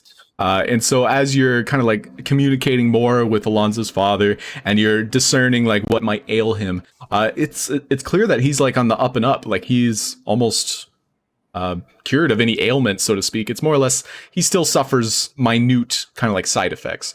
And so what he has gone through, you don't really have a name for it, but overall, like he's getting healthier. Oh, he's not sick with rat rot. And It doesn't seem so. yes, Kai can clarify that was not rat rot. It was a different disease. Having Jesus Christ. yeah, been close to it. Rat rot. That sounds like some made up bullshit. We should have that. I ain't wearing no mask. Yeah. That's a political statement, bit. Sorry. We had one of our little friends. He's actually a little goblin fella. You'd be surprised. He's a very educated little fella. He lost his parents to this plague that's starting to come back into. I think that's the idea that I'm getting, is that it was an early version of rat rot that they died to. So it's very real, and we're trying to figure something out about it. Well, as far as I know, there's more than one disease out there in the world, and what I suffered, it seemed to, be some kind of like mental strain on me, and he's gonna see if he understands what he went through. Yeah. Well, far as I know, I'm working down in the mines, and I got a good idea of what I'm doing. I don't fuck around with all them random, pesticides or whatnot. I ain't touching the shit I shouldn't. All right. But the thing is, I felt this call in my mind, and it just kept reaching out to me, and it was like, it was like an angry feeling, and I was like, yo, what's that? And so me and the boys, well, we were hard at work, and we're all like, oh, we'll just ignore it. We're hardy fellas. And, me being the hardiest of the hard, I was all right, but they started dropping like flies, and, well, everybody kind of went down at the same time. And they had to hold on. Your coworkers died? We just took a little dirt nap. You see? No, that's even more confusing. Never mind. Yeah, well, listen, a couple of them did die eventually. It's not like they were just murdered there on the spot. It was whatever we were all suffering through. We kind of suffered together, and then they separated each and every one of us, and they were like trying to discern it. Dr. Elric, he came over and he gave us all a little bit of something, and I think it helped. It really did. Well, I'm glad to hear it, but I'd be curious to see if there's any lasting side effects of anything that Elric's done to help you, because we found some really interesting stuff under his house. Really? Dr. Elric? Well, you see, and I trust you more and more, and he actually pulls you aside, Alonso. You see, we found one of them mind flare fellas. That's what we've been calling it. It's like a secret name for it. And it's got this like tentacle mouth and like this little beak ass bitch mouth, And so what I did was I wrapped my arms around him, I gripped him tight, and I suplexed the shit out of him. I was a fighter back in the day, me adventuring, me and your wife, oh man. And you can see he has this moment where he's thinking about, your mother. So it just takes him a minute to get out of it. Well, we had an adventure part back in the day. That's how I met her, and well, her and Barack and and Leonidas. We go way back. Well, I think we might have been having a little bit of a mix up then with Dr. Elric. We kind of assumed that he was evil because of what he was keeping under his thing, but the more that we're uncovering, the more we're realizing we might have just jumped to conclusions because we were paranoid. Oh wait! So you saw the bitch, eh? Yeah, we saw that, and we saw a little bit more than that as well down there. And yeah, just suffice to say that we kind of have accused Elric of a couple dastardly things. Oh, what? Like what? I mean, he's been suffering ever since his daughter died, and I know he's been going through a rough time. I hope you didn't give him any the Alonso temperament. I mean, he turned his daughter into a chimera. What? I watched her die, boy. I was there. She did not die. I'll let them tell. I'm going to get too angry. You're right. The Alonso temper's coming. I'll let them talk about it. Yeah, you and your father definitely have like this emotional connection to where you understand one another. You know where the boundaries are, and so each of you know how to like push and pull, and there's that man-to-man talk, father-son. And so you all kind of give him the idea of like what went down, and he's nodding along. He understands like where you're coming from and what might have happened, and he connects the dots. Wait, all right, but Dr. Elric, he's been supplying us with a little bit of that healing voodoo bullshit, and that he puts it in potions, and well, we feel better after we drink it, and I think that deserves to be said. All right, well, that's fair. That's fair. Well, either way, it's good to see that you're doing well. I gotta say, do you happen to know if there's anything that Mom would have had around here that would help us get to the portal that's down there in the depths of Deeprock? Anything that might help us, because there's been a lot of tremors, Dad, and it's scaring a lot of people. People are dying. People are frightened, and it's I think we could do something about it, but I really don't know where to start. I was personally injured. Oh my. Well, hey, here, take some of this good tea. And he actually passes Salvatore a potion of healing. Just the generic. Ooh. And it's in like a tea form. And so I'll add that to your inventory. However, your father goes over, walks to the wall, and you can see he picks up this object, this hammer, mind you, that seems to have kind of been passed down the family, and he holds it in his hands, and he looks at it fondly, he spins around, and he puts it in your hands. Well, son, it's about time I pass this down. You are ready to learn. This here is Ramsay's rune hammer, and if you ever need to think of me in a time of fear, I will always be with you. And he's starting to tear up. Everybody else, you're kind of like twiddling your thumbs. Man. I'm done. I'm Salvatore's looking off like somewhere else. Yeah. Kai's watching, but he's crying. I'm sure Kai's crying. I knew it. Yeah. Kai's crying too. I'm just respectfully standing and listening. Mm-hmm. And so if you have your character selected, Alonso, you can click that hammer icon and it'll add it to your inventory. Sweet. Well, if you ever need, someone to lean on, you can lean on this, my boy. And, well, it'll serve you well. It served me in all my years of adventuring with me, your mother, and Barack. Oh, man. Barack, he visited recently, and I think he went to go talk to the king. He's a good guy, that Barack. And I think if you go see the king, you might meet him there. And I know he was planning on looking into it himself. And I think if you take this, I know you are going to fix the world. I believe in you, boy.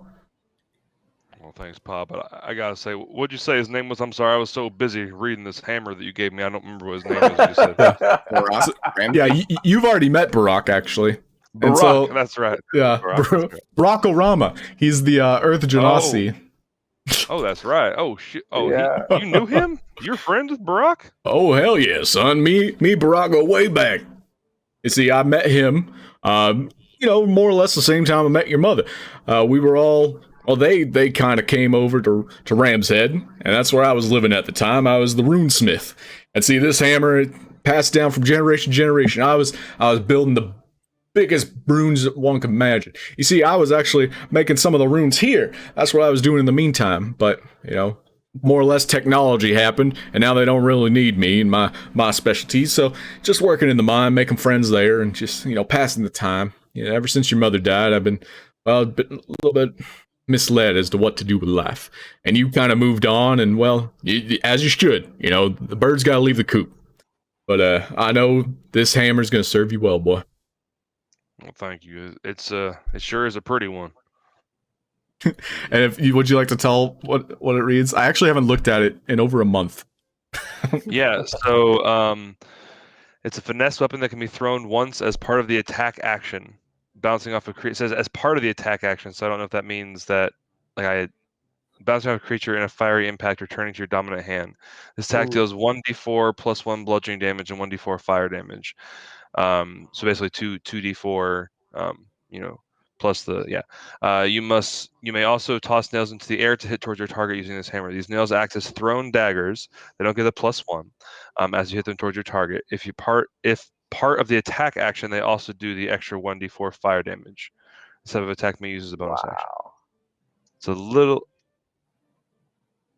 Yeah, That's- I'll work on the typing, but the idea is that think of it like having some nails with you at all times. So you'll basically have your hammer in one hand, you'll literally throw up nails and bam, bam, they kind of like freeze in midair through like this magnetized rune inside the rune hammer. And so as you slam them, they get this velocity that spins into like this fiery dart that pierces into your enemies. And so sexy. yeah, you also get this as a bonus action. That's what I was kind of like on the balance fence with, because I know you also have bonus actions. But you also, I remember you mentioned the Hunter's Mark, where that kind of does more damage the more attacks you have. So Right. I like the idea of it as the Warhammer is probably gonna be how I would use it the most, Okay. and then I would like throw it occasionally for flavor to like chase an enemy down, because it's also awesome. And I like the idea of like hitting small like enemies with like the nails is like, you know, like as like a peppering thing. But the Warhammer is awesome. Could I throw it as a Warhammer? that is up for debate. We'll try it and see how it works out. But it's a Warhammer, you know, that would be like throwing it like a sledgehammer kind of deal, which I get that. could be fun. We'll see. However, yeah, the +1 Warhammer is a finesse weapon, and so you can use your dexterity mods for that. And Sweet. because it does fire damage on the side, and you are Planner Warrior, basically the fire itself will kind of like shift in hue, becoming force damage. What? That's sick. I like that. That's cool. Ooh, how about the fire like accelerates it like a propulsion on the back of it? Yeah, I think we can make ranged Warhammer work. But yeah, overall, It would really just be just for just flavor and variety more than anything. But yes, very fun because you're dwarven. You get the proficiencies. So having a finesse Warhammer I love the idea of it, and it's the size of a small hammer at the moment. Think of it like a mallet. It basically big ass. Just to give you an idea, let's say the palm of your hand with a shaft, and then basically it gets larger on command. So nice, sick. Yeah, so very agile weapon. Yeah, and so you all kind of like sip your tea, you share your stories, and you enjoy one another's company. And we'll take our break there. And then great conversation, mumble. You guys are, sipping on some tea, your gin and juice, and Lorenzo, he chimes in, gives you a little bit more information. Well, boy, if you're heading down there, I believe the name of the sage, the current sage, well, as soon as your mother passed away, they had to replace her, and she had an apprentice. His name's Norris. Well, Norris, I mean, haven't heard from him. The king says he's been AWOL or what have you. He hasn't responded to anything he said in the past couple days, and I believe that's pretty frightening. Nobody really knows what was going down there, but me having met Norris, your mother's apprentice, he was quite the experimental type. He liked to dabble in weird magic, and see, being close to the portal, that excited the boy, and so he got an inkling for power, and well, I'm sure he was dabbling in arcane arts that maybe he shouldn't have, and that's what I'm thinking. Maybe something went wrong. Is this magic illegal?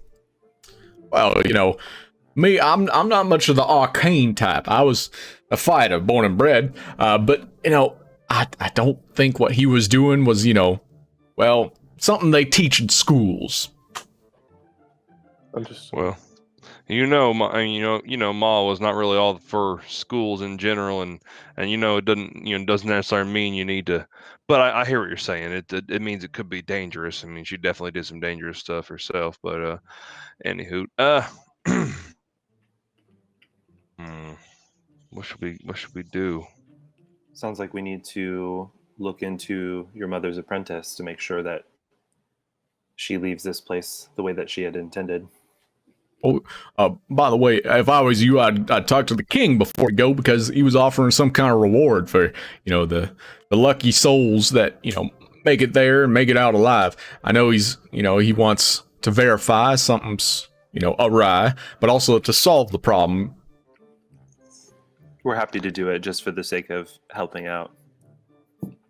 We will be glad to be take the reward. How could we make sure that we don't, you know, sour the king's mood by approaching? Well, as far as I know, I think the king knows you're coming. See, Barack, he visited me and he told me you were in the area, and boy, I was so ready for you to get here. Oh man, it's a blessing really to see you again. You remind me so much of your mother. But now that you're here, I know Barack might know you were coming this way, so I'm pretty sure he's letting the king know, and the king might even be expecting you.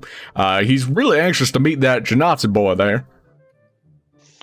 Well, yeah, Kai is a bit of an oddity, that's for sure. But I tell you, he for sure embodies a lot of the same things that Mom did. You know, about nature and peace and things like that. Well, I don't float that way, son. No offense, sir. Not what I meant. That's not what I meant, Dad. You're a little ignorant in your way. It's Oh, all right. You're from that generation. Yeah. It's all right. No, it's true. It's true. But yeah, you know, I never really moved on myself. So it's Love is love. Love is love. Attaboy. Did he say anything about a dashing young tabaxi with the ruggish good looks? Well, we're gonna go now, Dad. So it was good seeing you. Yeah. And anytime, son. Please, anytime. Of course. I'll be back next time I get a good hunk of change to give you, and we'll figure out what we're gonna do about getting this place fixed up even more. Here, listen, son. I don't need all this money. Please just take as much as you need. You know what? Leave me 50 gold pieces. I'll be set for a year. All right. If that really is how if it's that easy for you, as long as you're comfortable. Of course. Take back, some of the money. More or less, like I'm feeding myself here. I got a little garden in the back. You know, your mom taught me a couple things outside of role play. All right, we're leaving now. Goodbye. Yeah. Thank you very much for your hospitality. Very well. Please do come back. You know, it's a little lonely up here, but your mom, she talks to me through the plants. Not literally. That'd be weird. I stop and turn like, wait, what do you mean she talks to you? Through the plants, you know, her spirit lives on. Oh, you're gonna have to teach me that one, Kai. All right, so you all make your way back down the steep incline, heading towards, I'm assuming, the King's Palace. However, you do note that the monastery is above you. You're more or less in the halfway mark. So, you have a good view of the city below, and above, you get an idea of the monastery itself. Also, you guys do need to rest. You have not rested yet. You're very Can we tired. rest at Alonso's dad's house? Yeah, we'll say that you guys rested. I would say so. Short or long, your choice. Everybody we'll say you long rested there. You slept with there's not really much in terms of bedding, but you guys are you're campers, you're adventurers, you don't mind it.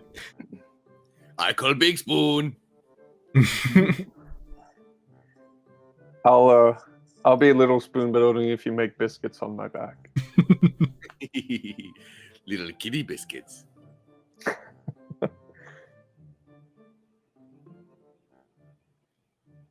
Yeah. And so down below that's the idea of the mansion.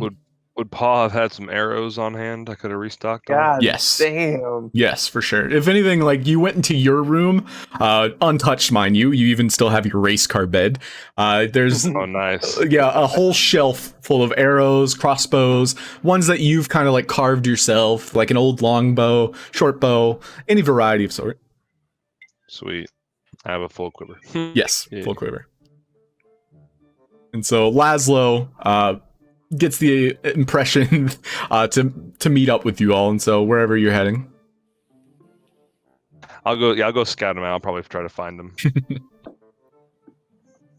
Okay. Come on, buddy. Oh yeah, I was just doing some research. I've got a room at the inn. Where were you guys?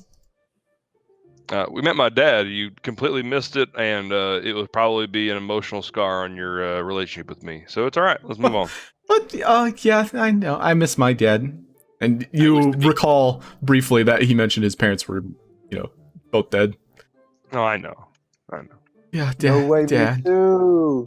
What? You too? Tragic backstory. Yeah. Did I not tell you my parents were killed as well? Mhm. Wait, does anybody besides Alonso have living parents? No. I don't know my parents. Yeah. But so they Kai, could I be would alive. like, because I was thinking on this today actually. Kai, make a history check. That's hilarious. I'll tell you a synopsis of your backstory. And it's a work in progress, but your dad was a pirate, and your mom was the previous Pisces Gemini, or Pisces Genasi. Is that a big deal? That is a big deal. However, you don't understand much with that role. But them's the facts. Yeah. Are you royalty? Oh, I didn't hear what you said after that, Nope. Kai. Am I here? I said I ran away at a young age and did not look. Okay. I like it. But yeah, for all of you, I would love to write your backstories, but if you also have, like tidbits, i.e. like a 2 to 3 sentence, like even just a paragraph, like I can go off of it. I think everybody knows my backstory already. There were comics made of Bruce's backstory. So you all make your way down to the large mansion that is central to this giant mountainous cavern, and there's such beautiful flora that's kind of like accompanying the architecture. You can tell that, this is obviously where a king, a matriarch, a patriarch would be. And so you make your way up to the guards, and they get a first, a glimpse of your party, and they immediately notice Kai, and you hear them kind of like shout over to one another, "Let him in, let him through, he's here, he's here." And so there's not very many civilians past like this outside part. There's definitely like a large gate, as well as just a fortress, almost like barrier that prevents, the normal people from, protruding in on the castle courtyard. And it's a beautiful way to just kind of walk about and enjoy the nature that was placed here at the cavern floor. And so you make your way up towards this beautiful entryway to the castle itself, and you pass through these large 20-foot tall wooden doors that kind of like swing inward. I might even have a map. Sec. Is there anything you're doing to prepare your meeting with the king? On the way, I'd like to mention to Alonso and say, I don't want to dampen any sort of spirit you may have gained from meeting your father, but I was just thinking, if Dr. Ulrika is the one who gave him that medicine that fixed him, do you think there might be a chance the same thing that happened to his daughter might happen to your father? Oh, I was kind of scared about that, but honestly, I think that he did a lot more to his daughter than that, and I think that she did die of an illness, and he was trying to bring her back. I think that what he did to my dad and those other people actually did help them, but I think the way he went about figuring out how to save them was probably evil. It's his means to the end are what the problem is. I appreciate the end, I do, and I'm having a big dissonance in my mind about it because I appreciate him saving my dad, but he probably hurt people to do so. It's a hard one. I can understand. Okay. I agree with Alonso. I'm keeping an eye out for Harold at this point on. Oh, okay. Make a one perception check. What is your passive perception as well? Let me see.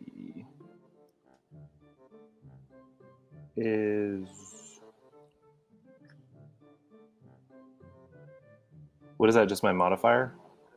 Yeah, there might be a little section for it. I'll help you look. I don't find it. Is passive 8 or 10? Or I think it's 10, right? I think it's 10 plus your proficiency plus your mod. Yeah. So 10. Yeah, whatever your So it'd be perception. 17. Yeah, 17. So yeah, I mean, overall, like you're keeping an active eye out. One sec.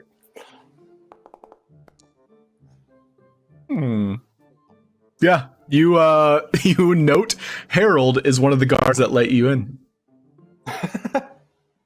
I wink to him. Okay.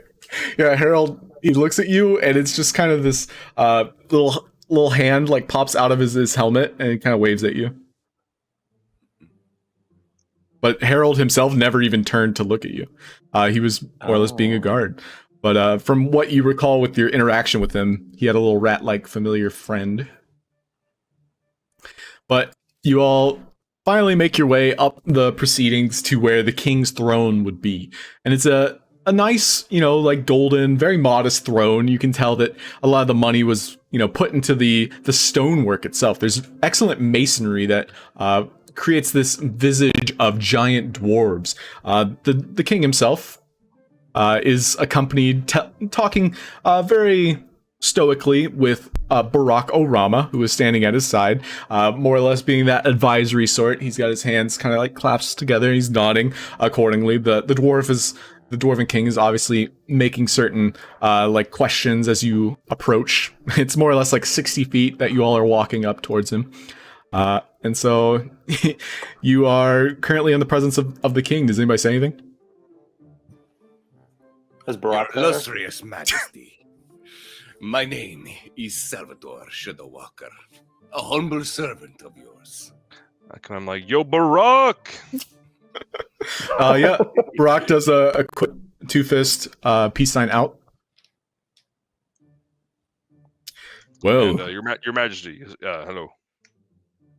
He gives you a nod, Alonso. You being very clearly, a local, and overall, there's kind of like this tinge, this aura that your runestones give out, and you being a citizen, a local, is prominent enough. Like he would be able to see at first glance that hey, he's one of our own. And so he looks over at Salvatore and he kind of gives like a innocuous kind of like eyebrow raise. Salvatore, yes. Greetings, I am Bartholomew II. And he's kind of like talking in this way that seems a little bit over the top. You can tell that he's almost putting on a facade. He's a little bit younger for a dwarf, more or less the same age as Alonso. Now, from what Barack has told me, is that you all might be interested in looking into the portal. This is true, my king. So, I'm not your king. If anything, you are welcome here, but the only one that I would deem that to be applicable would be you, sir. Alonso, was it? That's right, Your Majesty, and it's an honor to meet you. I'm sure I've seen you before in processions, but I don't think I've had an opportunity to have a conversation like this with you before. No, sir. But you see, times are tough. And we, as a people, are here to come together. And he looks over at Barack for like, is that kingly? Does it sound good? And Barack's just nodding along. And Barack takes over. You see, what we've encountered is something of the elemental nature. And from what I've told them, the king, as well as some of the people in his council, is that you all are more than able to take care of any, problem. Dealing with elementals is my specialty. And I actually happen to be pretty proficient with the planar energies myself. Now, I gotta say, Barack, if I would have known that you had traveled with my dad when I first met you, man, I would have been much more interested in what you had going on. Well, backstories aside, I think we can still be friends if you forgive me. Oh, nothing hard against you. Not at all. Yeah. Either way, I've been watching you all with a tender eye. I feel as though, you don't need my assistance, but I'm always here should you require it. You see, I'll be caretaking to the people here while you all are going down beneath. There's got to be someone up above that can, ensure people don't die if, you don't make it back.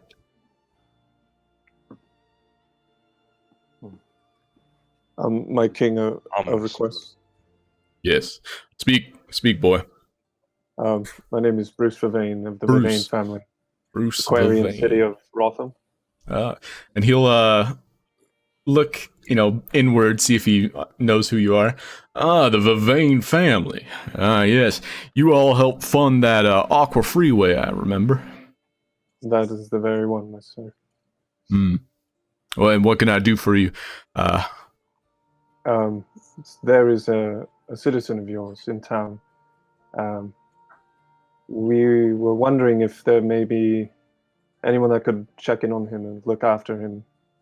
We have reason to think he may be, how do I say? He had this medicine, and it's a long story, but we would just like someone to check in on him, if possible. Maybe you could send Gaia regularly to see if he's still well, and then perhaps give us notice. Hey, no problem. If you're taking care of our problem, that's the least I can do. Thank you, sir. Now, I might as well tell you now, if you arrive back, I can offer you a sum of 2,000 gold pieces, or I can give you property. What sort of property? Well, there's a abandoned mansion from one of the old houses up above. It's right next to the monastery.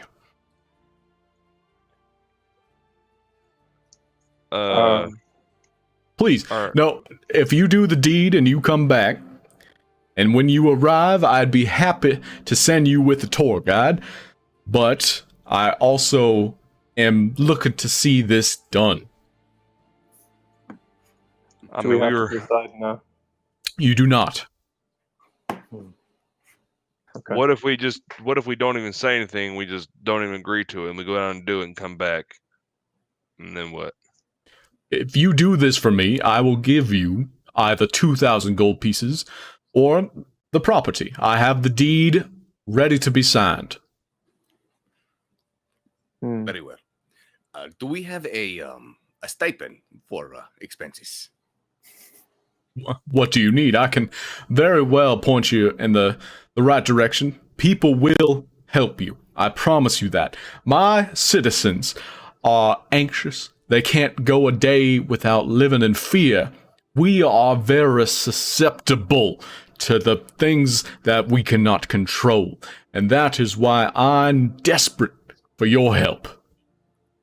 Your Majesty, it would be my most honor to read this powerful blight from your life for a fair sum.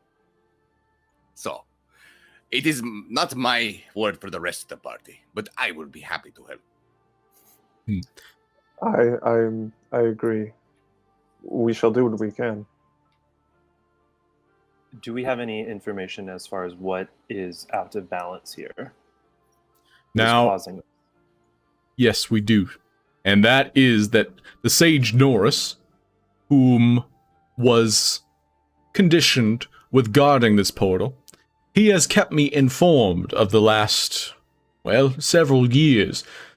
And he's entrusted me with the knowledge that he does experiments on the elementals that come and go. Of course, it's his job, his jurisdiction, to prevent those that would seize our realm for their own, or at least to report back. And I know very well that he is dabbling in arcane magics and tampering with the entities that come through. And what I believe is that one of his experiments has gone wrong. And it's unfortunate to say I believe him dead. Norris? His name's Norris. However, I haven't heard from him in over 48 hours. So time is of the essence. As you can feel, and you see him pause, and it's almost as though he had this like divine understanding that a tremor was coming, and you all feel it. And he paused in conversation as it happened, and he clenched his fists in anger. They're getting worse by the hour. We shall do this immediately. Perhaps any sort of assistance in the way of potions. He snaps his fingers a couple times, and he presents it, one to Salvatore, one to Bruce. Tell you what, all of you get a potion. You get a potion. You get a potion. Is there a specific potion you want? More or less like these servants come up presenting a healing potion. But you can ask for a different one. Well, we're gonna go fight Rock Bros. I don't even know what would be good against them. Yeah, I guess just healing. Just a regular old healing. A potion of greater healing would be very nice. He snaps his What's- fingers what's a the couple potion above times. a greater healing? Yeah, he presents one potion of greater healing to Salvatore. So Salvatore, you get a potion. Everybody else just gets a normal one. It helps. Oh with- wait. Can I have a potion of growth? He snaps his fingers. Sick. Everybody's getting free potions from the king. Yeah, sure. Why not? I don't want to take advantage. I don't want to take advantage. I'm just I gonna love Oprah. accept my healing potion. I accept my healing potion. Okay. Is Yeah, this the same location as the Crystal Forest, or is this a different spot? Now, to get to his laboratory, his workshop, as he called it, you just have to, pass through the crystal mines. Hmm. Does And it did just North goes and- down. Say again? It just goes downward to the. I'm assuming this thing is like the core of this place. Yes. And Alonso, you recall that the mines your father worked in were the separate variety, the gold mines. So the crystal mines is basically the opposite side. So think of it this way. There's two mines. One descends northward and eastward. And then the secondary one, the crystal one, would descend southward and westward. Okay. So Is the that where gold the- mines, gold mines are northeast, and the crystal mines are south and west. Do they both descend? They both descend, yes. Okay. Okay, crystal mines. And that's what is that where we picked up that the crystal people were coming from? Yes, they came from the crystal mines. More or less like the people themselves were founded as, they finally started digging for crystals. It's almost as though the deeper they went, the more sentient the crystals became. Hmm. Oh shit!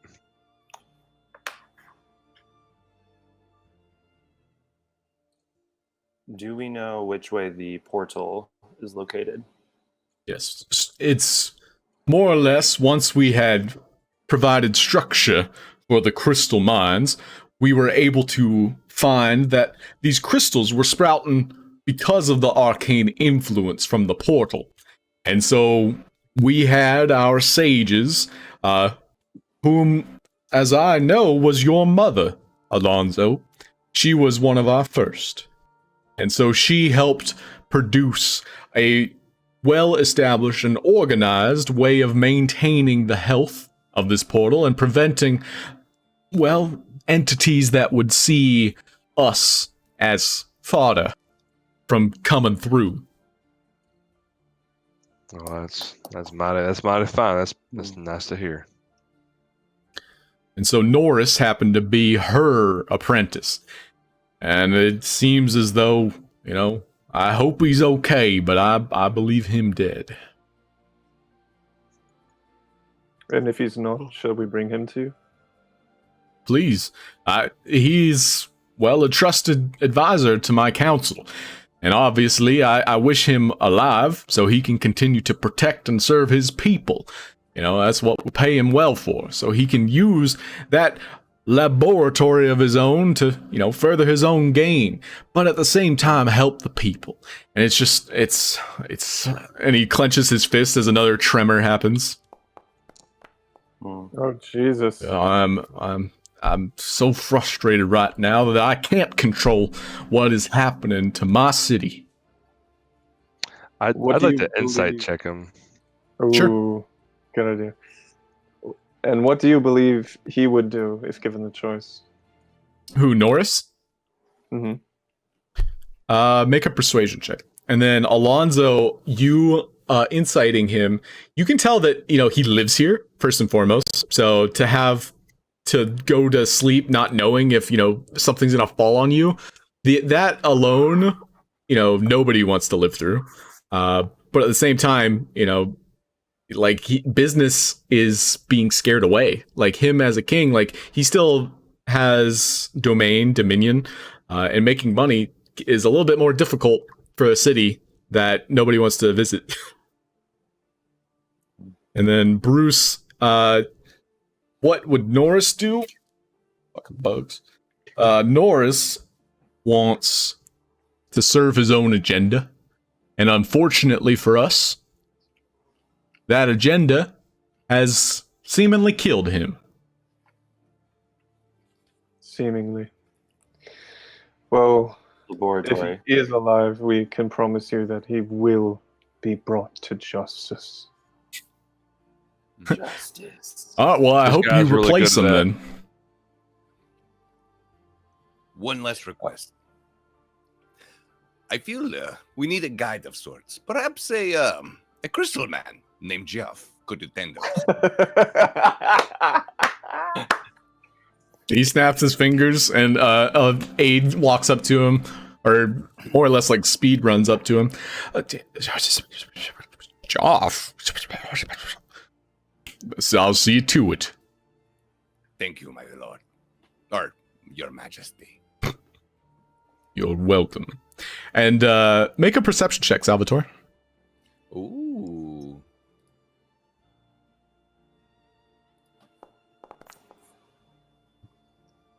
You do see in the corner of your eye that the Lion King is there, but he is in like a different room, like a back room. More or less like you're speaking with the king speaking with you. The Lion King is more or less like waiting his turn in the wings. Watch out for that Lion King. He's a shyster. And he does not respect his superiors, such as myself. You know, me and Leonidas, we go way back. Oh, well, never mind what I said. I only just met him, but he was a bit of a douche. I mean, he united the settlers of Catan. I hear they are partial to their sheep there in Catan. But they are allies of ours, and I will see to it that you have a conversation with him when you return. I can guarantee that. I would like that very much. I wish to learn of these people. Perhaps I got on the wrong foot. Yeah, we don't want to shake up any grips like a fist as another tremor happens. Oh my! Kitty's got to stick together, huh? Yeah. Hey, you know. Can I insight this guy? Sure. Because this has been too coincidental that every time he's had there's a fucking earthquake. God damn it, that's low. More or less, like they are getting progressive. The big ones, the ones that caused rubble to fall, they are of a category of their own. These are more or less like small tremors, like you could feel a shake, more or less like a quick earthquake. Like a normal earthquake, those can last 10, 20, 30 seconds. Okay. Let us meet off quickly and head to the portal. Yes, we While should we go. wait on Joff, was Norris's lab nearby? So yes, Norris, you would go at the very end of the crystal mines is where his laboratory is. Yeah, we should head there as soon as possible. That might be where we want to look for him first. Very well. Let's start there. Thank you. Gentlemen, I wish you all of the best. Please, you are doing our city a great service. I thank you. Your Majesty, it is our honor.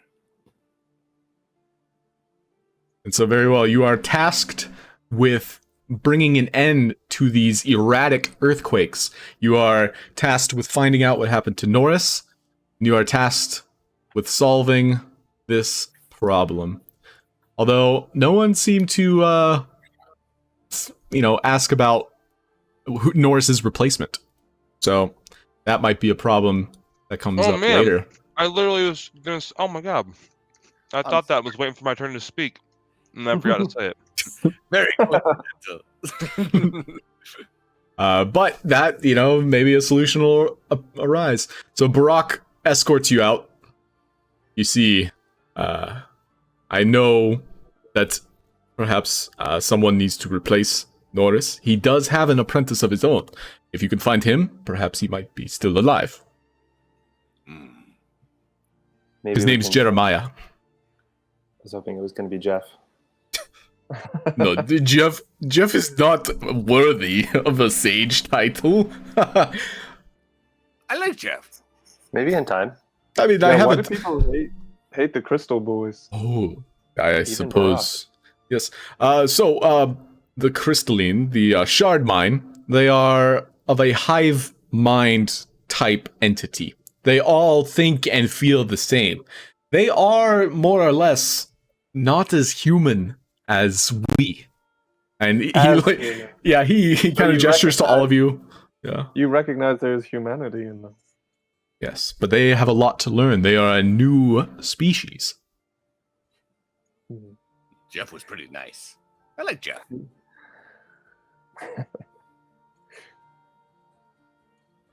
Do you? Yeah, he healed me. Why wouldn't I? Okay. Without So- asking. Barack, he nods, and he also is under the impression that they can become more than what they are. They should never live as servants. No one should, especially individuals with like thoughts and feelings, emotions.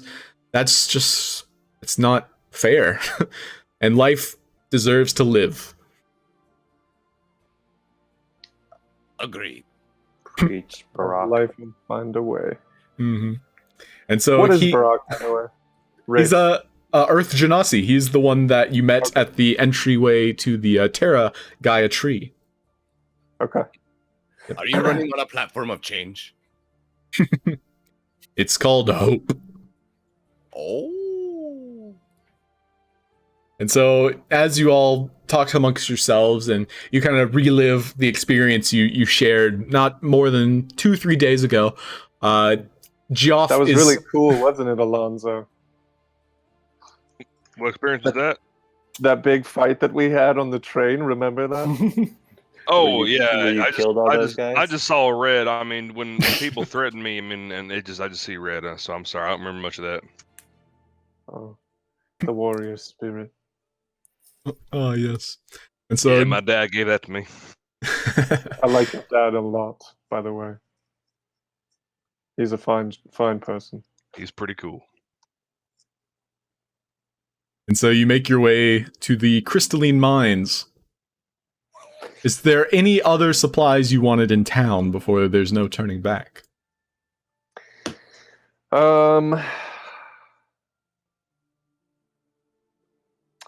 Fuck. set up by Actually, then. could I get some gems? Can I exchange for some gems too? Of course. So basically swapping out your gold pieces for gems. Yeah. How does that? What's the exchange? For just bookkeeping's sake, we'll just I'll go say 100. well 100 yeah gold. you will say it's whatever your gold in your purse is now in gems. It's just much more easy to keep track of, as well as manhandle, like having Could I do just a little bit though? Like have 100 gold worth of gems? sure, yeah, just for The your own rest is record, for your own record. Okay. Cool. Any runestone vendors? Yes, which runes are you looking for? I guess I'll go for how many I'm sorry, I'm still trying to learn what these. How many Leo runestones do I need for the Berserk? 2, and which you have 2, but Oh. yeah, you can currently equip 3 total, and so right now you have 2 Leo, which are fire, and 1 Mhm. Virgo, which is earth. Okay, then I don't need any more for right now until I level up. So I'll hold. Okay. Yeah, keep in mind that, other elements, like they might have and provide different buffs and boosts, and maybe expending some you can swap out. Hmm. Oh, I mean, they're 50 gold piece. You said before, Yep, I think. 50 gold pieces each. And you're able to find locally Libran, which is air, Leo, which is fire, and Virgo, which is earth. I'll take Libran. I'll take a Libran. Okay. I will add it to your inventory. Please deduct 50 gold pieces. Very good. Would studded leather be available here? Yes, it would. Does studded leather have or metal in it, I'm assuming? No. If you ask nicely, you could probably find like studded leather without metal in it. That's what I would be looking for. Yeah, it's probably got like some nice stonework, like very like obsidian maybe. How heavy is that? Oh, well, it's more or less to just kind of like enforce it. So it's quite light. It's still mostly leather, but it's reinforced with the right stones to prevent it from denting or kind of like hitting you. Like it's like a thin layer of a material that would prevent, lethal. Okay, I will take it if available. Sure. Do you have a price? Volcanic I can glass. pull it up. Yeah, 5 each wool says 45 gold. sounds good. Go ahead and mark it. You can try and persuasion check, but if you fail it, he'll mark it up. That's fine. That's fair. Okay, 45. And for your Libran, I added it. However, it currently has the same stats as Gemini, so we'll fix it later.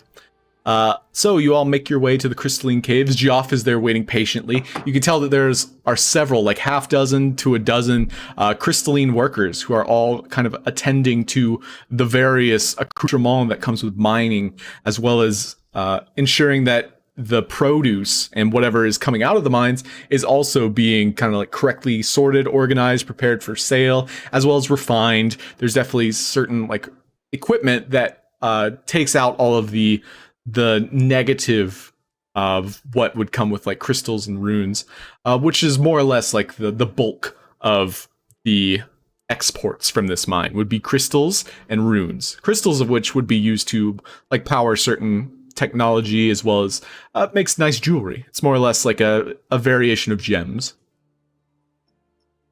Okay.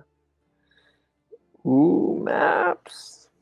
Oh, yeah. Cactus. Ooh. isometric. So let me reset the fog of war. You guys might see more than you should. Shame on you. It's our fault. We did it. Hey there, Joff. He looks at you and he acknowledges you. He tries to connect empathically with you, empathically. You allow it? I I do. definitely allow it. You would, Alonso? But definitely. Okay. So you feel this probing sensation in your mind, and after a moment you allow it, and so it enters in and it speaks, more or less broken English, and it tries to communicate with you all. I, Joff, help. I lead. Ready? Yes, Joff. That was weird. So we're gonna follow the crystal boy. Lead the way, Joff. Yep. And with Yeah, by the way, Salvatore, he shakes The your next hand. time you guys look around, Bruce is in full getup. Yeah. You don't know how. You don't know when. Oh, where'd Bruce go? It's Catman. It's Batman.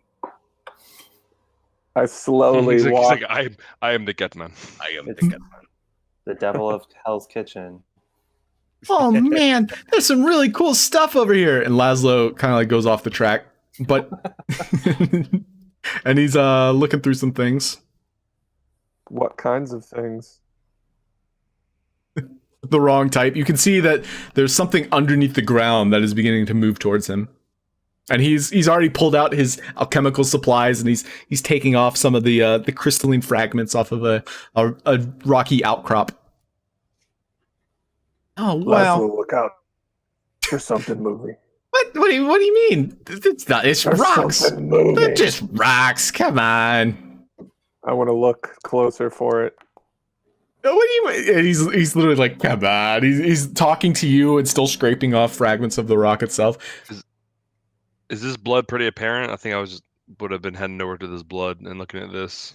Okay, make an investigation check. Is anybody else doing anything in particular? Do I see anything moving still? Make an investigation check. Salvatore's gonna go ahead and do just trying to make sure we're safe and do an all around look. Okay, make a perception check. And then Kai, anything in particular? I'm just looking around in general, not at anything in particular. Okay. So, Bruce and Alonso, you aren't very accustomed to mines or caves in general. Bruce, you get an idea of like, oh yeah, I could fit a car in here, and like that'd be a good place for I put my butler in there, and but unfortunately, you don't see what Salvatore spots with his dark vision. You see glimpses of what appears to be vines that are slowly moving down the wall face. So I'd like everybody to roll for initiative. Oh, gross. Shoot! Oh no! Oh, there we go. Crystal Boy better have some sick shit he could do. That would be so cool. Joff? Whoops. Shaw? I rolled for Joff? you, Bruce. Let me That's okay. Or did it suck? yeah, Yeah, I'm let me gonna roll. yeah, I got you. Yeah, one sec. I'm having a problem clicking your token. One sec. I want to add you to the Oh, I just saw just artwork. That's awesome. Mm-hmm. Back.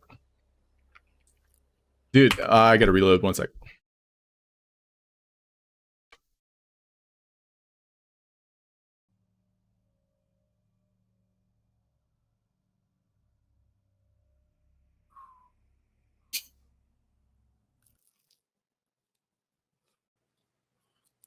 And we're back. Yep. And so this is going to be a surprise round where only Salvatore can act. What? Yep. As two ropers descend from the ceiling, Fuck. one where the blood pitter patter is, and the other directly above Laszlo. So these are up in the air. However, the one next to Laszlo is on the ground. I'll say the one with the blood splatter, that's above. So if I can rotate it, that'd be nice. I have faced ropers before, and I have completely forgotten what they do.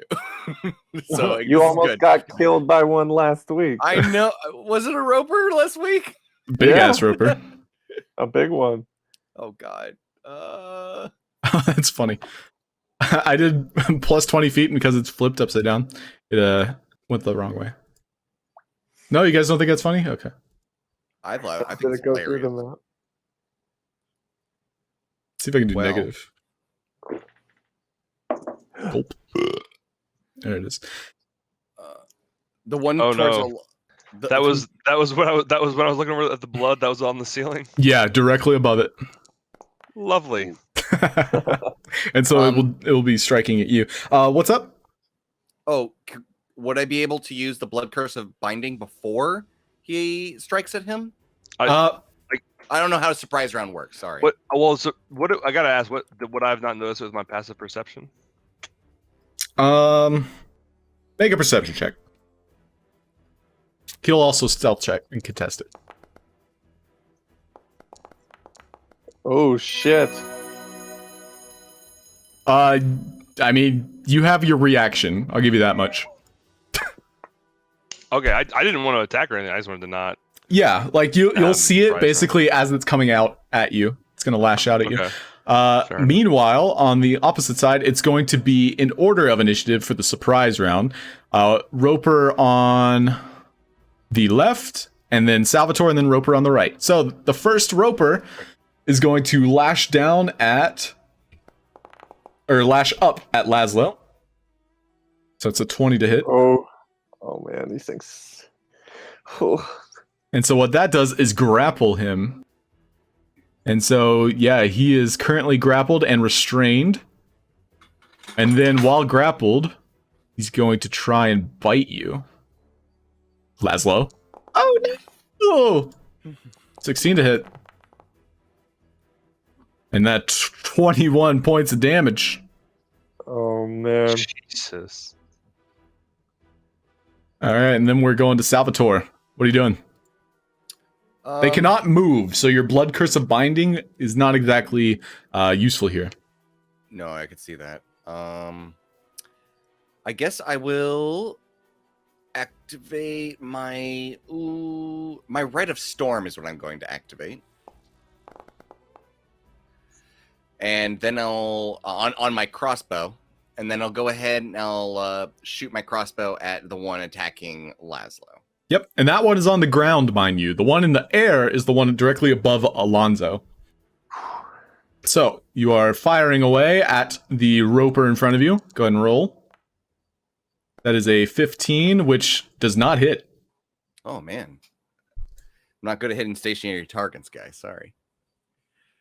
And then I'll be it for my turn, I guess. Yep. And just so you're aware, as a reminder, you have multi-attack. However, crossbows, light crossbows specifically, you have to load. And so that means you can only fire it once per turn, even though you have multi-attack.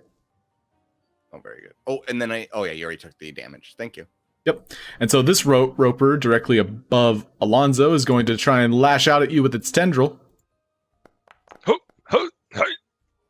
22, Oh, shit. grappling you. And he's going to bite at you.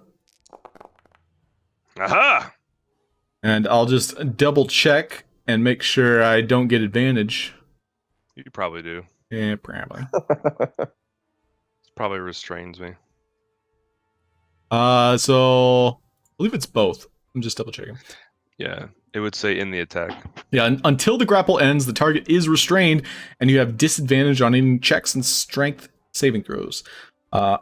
And so, yeah, he's grappling you. Check. You are restrained as well. And that does mean that he has advantage on you. So he's going to try and bite at you again. Oh, shit. God damn it. Oh my god. Oh, So that's 28 Ow. piercing damage. Oh, Chink. fuck. All right, and now we are at the top of the initiative. Bruce, it's your go. Okay. I will I'll do like a Naruto run up towards it. And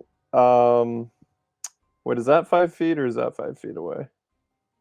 Yeah, you're close enough. What are you trying to do? He's on the ground too. Punch the shit out of it, please. Okay, feel free. You do have sneak attack too, because Laszlo is currently being tossed aside, smashed against the wall. All right, let me target. Oh yes, please target. And Yeah. that's funny too, because he's not incapacitated, so it's still fit. Yes. Yeah. Nice. So that's 9 Ooh. bludgeoning damage. Go ahead and roll your sneak attack. Very nice. Extra 5 on top. You have your bonus. Oh yeah. Let's give a kick, like a nice shin kick. With an unarmed strike. Adjusting music. Very nice. 22 hits. And that's an extra 5 as you slam a knee into the roper's eye Nice. socket as it shrivels in pain. And the tendril's still flying Laszlo about. That's my turn. Sounds good. All right, next up's Kai. all right. Is this one over here in the ceiling still? Yes, it is 20 feet above you. 20 feet. Okay, well, I am going to. Is Alonso directly below it? Yes, basically being pulled out from underneath himself. It's just lashed around his ankle and it's now tying him up and is about to throw him up against the ceiling. Okay, I am going to use my bonus action to waterlog my staff and then throw my staff of tides at the roper. I just realized I don't mean to try to take some damage off myself, but Ooh. did he pull me towards himself? Does he have the ability? I don't know what a roper does. Does he have the ability to pull himself towards me after he tentacled me on the ground to bite me? Or It pulls you to him. I mean, I don't know if you're like looking up the monster stat block, but just for No, fun. I'm not. I'm asking. That's I specifically haven't. That's why I'm Yeah. asking. So more or less, like, yeah, he's tendriling you, grabbing you, pulling you up, and then biting you. But I will double check. I think he has features that do this. I'm sure. I listen. I've seen a Rupert stat block before. I just don't know if it's like all part of the same action. That's why. I will not look at it because I do that out of courtesy, like I said. So Yep, I will verify. that's why I wanted to check. I'm more than happy to be dangling on the ceiling. I just want to know if I'm 20 feet above the ground or if I'm on the ground right now. It's just good information for me.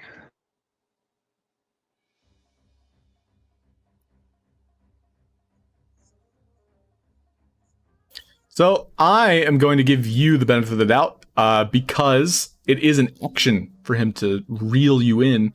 So yeah, you are currently being restrained. I will remove the damage because I think that would be fair. How is it? Is any damage from him lashing me? No. Oh. Okay. So I just want to double check. Holy shit. How much damage did you take initially? 28. It was a It was a crit. So. Yep. So the way his multi-tack works is he has several tendrils, and he gets one bite, one reel, and he can use more than one tendril if he chooses. So you do still take the damage, and you are reeled up towards him. Okay, got it. Yep. So yeah, good to clarify. I have now read all of his shit, and you guys should be scared. So Kai is throwing his staff in beautiful accelerated motion. The icicle spins from his staff, impacting this roper. Yeah, he takes 18 points of damage. Very nice. Is that your turn? Can I run to Alonso and begin to try to help pull him down? There's only so much you can do, but you can be under him to be able to, do something. I'll be all right, Kai. I got it. Okay. Yeah. I'm going to stay where I'm at for the time being then. Okay. Yeah. And what you see on the map here, this you can totally hide behind if you choose. This one here is a little bit smaller. And yeah, there's tons of bones here. You realize now why the crystalline people are asked to work here. So this roper is going to pull Laszlo even closer and try to swallow him whole. It's going to bite him. He does have advantage. And that's a hit. Ouch. For 21 points of damage. Jeez, I got Laszlo. lucky on that crit. Yeah, Laszlo is now unconscious Fuck. as he's slammed against the wall once again. Alonso, your turn. All right, you nasty son of a bitch. I'm gonna look around. Is there? Let me see here. I'm gonna go ahead and let's see. I'm gonna say, "See you later." I'm gonna poof, dusty step over. I can't. How do I mark a spot again? X is for an arrow. Okay, you want to go over here? 30 feet?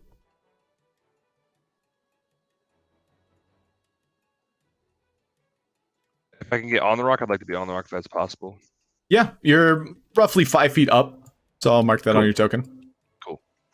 All right, yeah. And then after poofing over there, I'm just gonna draw my bow and take a shot. Sounds good. 2 shots, cause fuck them.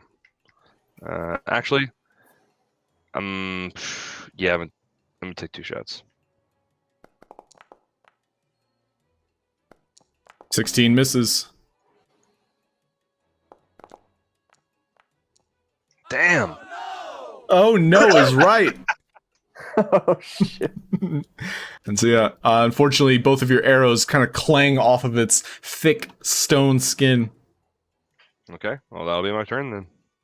Okay, Laszlo's going to cough up some blood and make a death saving throw. And he fails. So that's 1 failed death save from Laszlo. Salvatore, it's now your turn. Your crossbow's in your hands. However, your friend in front of you, he looks to be in dire need of your assistance. Okay, wait, sorry. I just got cut off for like 3 seconds. Is it my turn? It is No. Salvatore's turn. Oh, okay. And Salvatore will drop his crossbow, pulling out his rapier, igniting right aflame as he does it. Okay. And he will rush forward and attack with in multiple intervals. An attempt to free Laszlo from his probable consumption. Sure. Would you like to cut the tendril that's restraining him? I Or would are like you to do going that. for the roper himself? Can I do like with the multi-attack, one for the tendril, one for the roper? Certainly. Okay.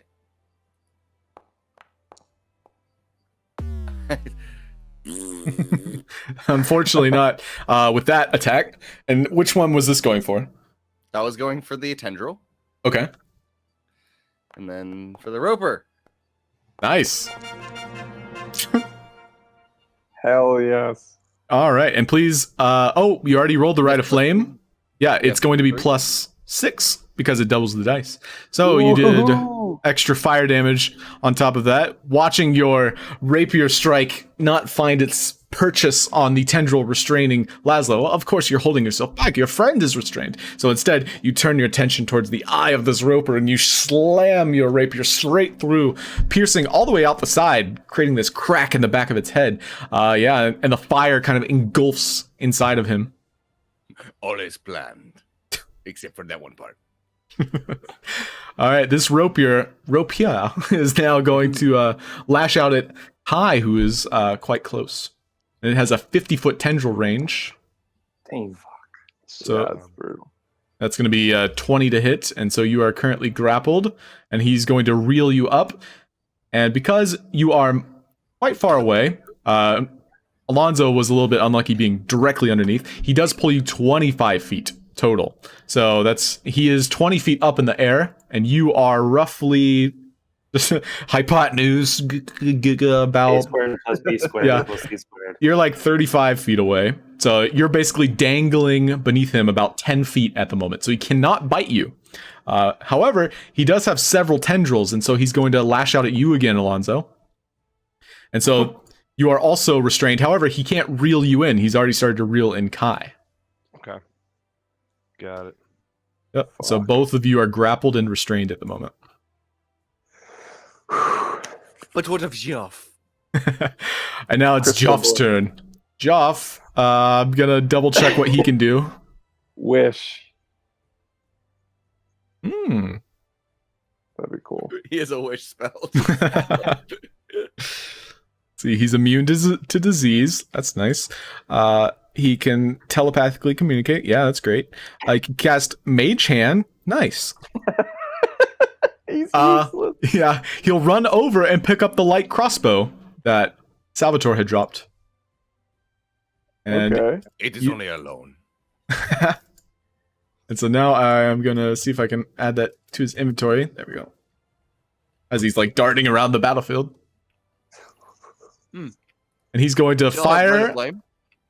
No. Or right Unfortunately, for- yeah, when you dropped it, basically the right kind of like extinguished. He's going to aim directly at the tendril that is holding Kai.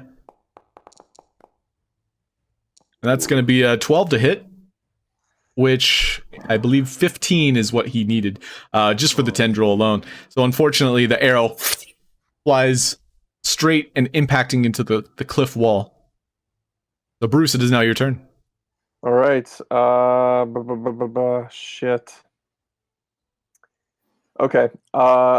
As a bonus action, I would like to use my grapnel hook to try, or however close I need to get to grapnel hook up to the one on the ceiling, because it's 30 feet that I can like grapple hook.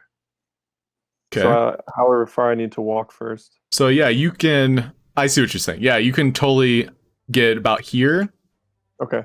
and that would be as close as you need to be. Okay. And then I want to get up next to him on the ceiling with this thing.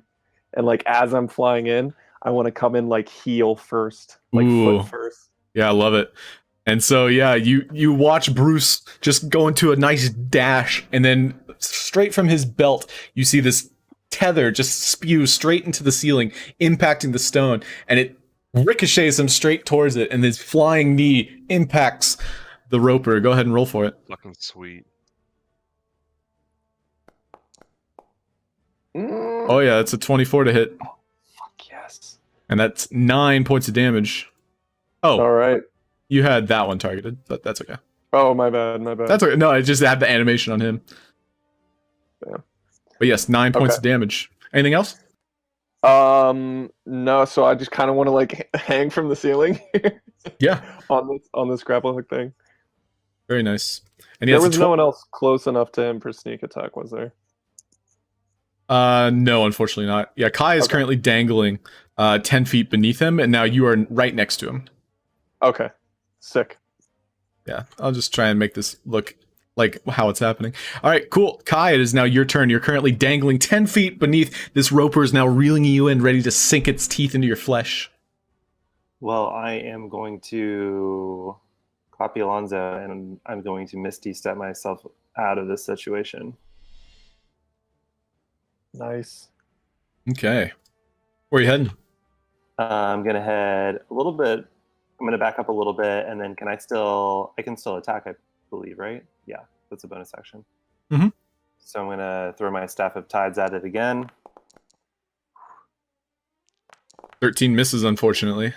and then I'm gonna hide behind this pillar here. Okay, yeah, as you hit the ground and you get your momentum again, you line up your staff and you chuck it. Unfortunately, it just crashes into the wall behind it. Okay.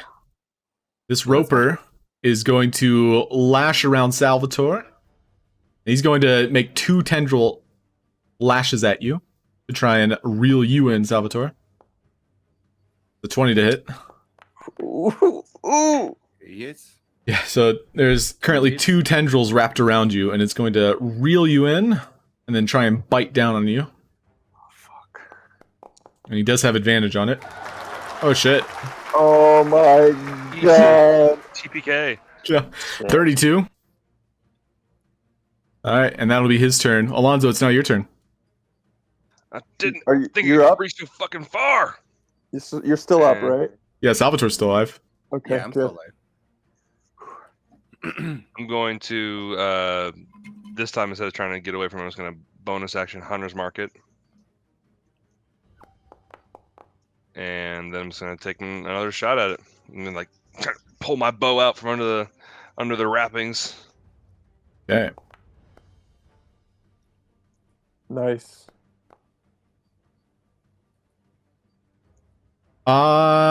Yeah, 27 hits. That's 7 piercing. then And plus 5 the for 5. that. Yeah, plus the 5.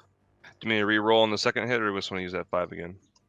I did not see. Oh, there it is. Oh, I didn't roll for it, man. 17 just barely misses, unfortunately, as it clatters off of the stone. All right. Okay. And you're staying there? Or? Yeah, I mean, I can't go anywhere. Yeah, for now I'm staying here. Okay, Laszlo's going to make a death save. Succeeds. Oh. Salvatore, your turn. Salvatore is going to go ahead and try and free himself. Okay. And makes attacks on the tendrils attached to him. Sounds good. Yeah, it's 1 tendril cut. Yes. 2 tendrils cut. Ooh. You can attack the tendrils? What? Yeah, I can attack the tendrils. She. And then he's just gonna move back behind my good friend Joff and look at him like, "Hey, buddy." Okay, the Remember roper that will you did bite you. earlier? Oh no. So that's I 20 to forgot hit. about that shit. Oh So no. you are currently unconscious as you look at Joff and you're I running forgot about towards that him. shit. Oh well. So yeah, Salvatore is now unconscious. Oh, no. Okay. This rope here is going to lash at our friend Bruce up in the air. Okay. He's going to try and tendril you. I want to use my inspiration to give you disadvantage. Okay. So you basically make me re-roll, so it's not expended yet. So he does tendril, and then he's gonna try and bite at you, and it's a 14 to hit. What am I? Fuck. No, I'm 16. Fuck Yep. yes. Okay, you're still standing. So Geoff, seeing you drop in front of him as you turn to like say hi or something, he's going to rummage through your pockets and apply the greater healing potion Jump. Yes. to himself and run away. Just kidding. Oh, jump. I'm like my man Job over here. Yeah, right. That's 19 points of healing there. We're back at the top. Bruce. Okay.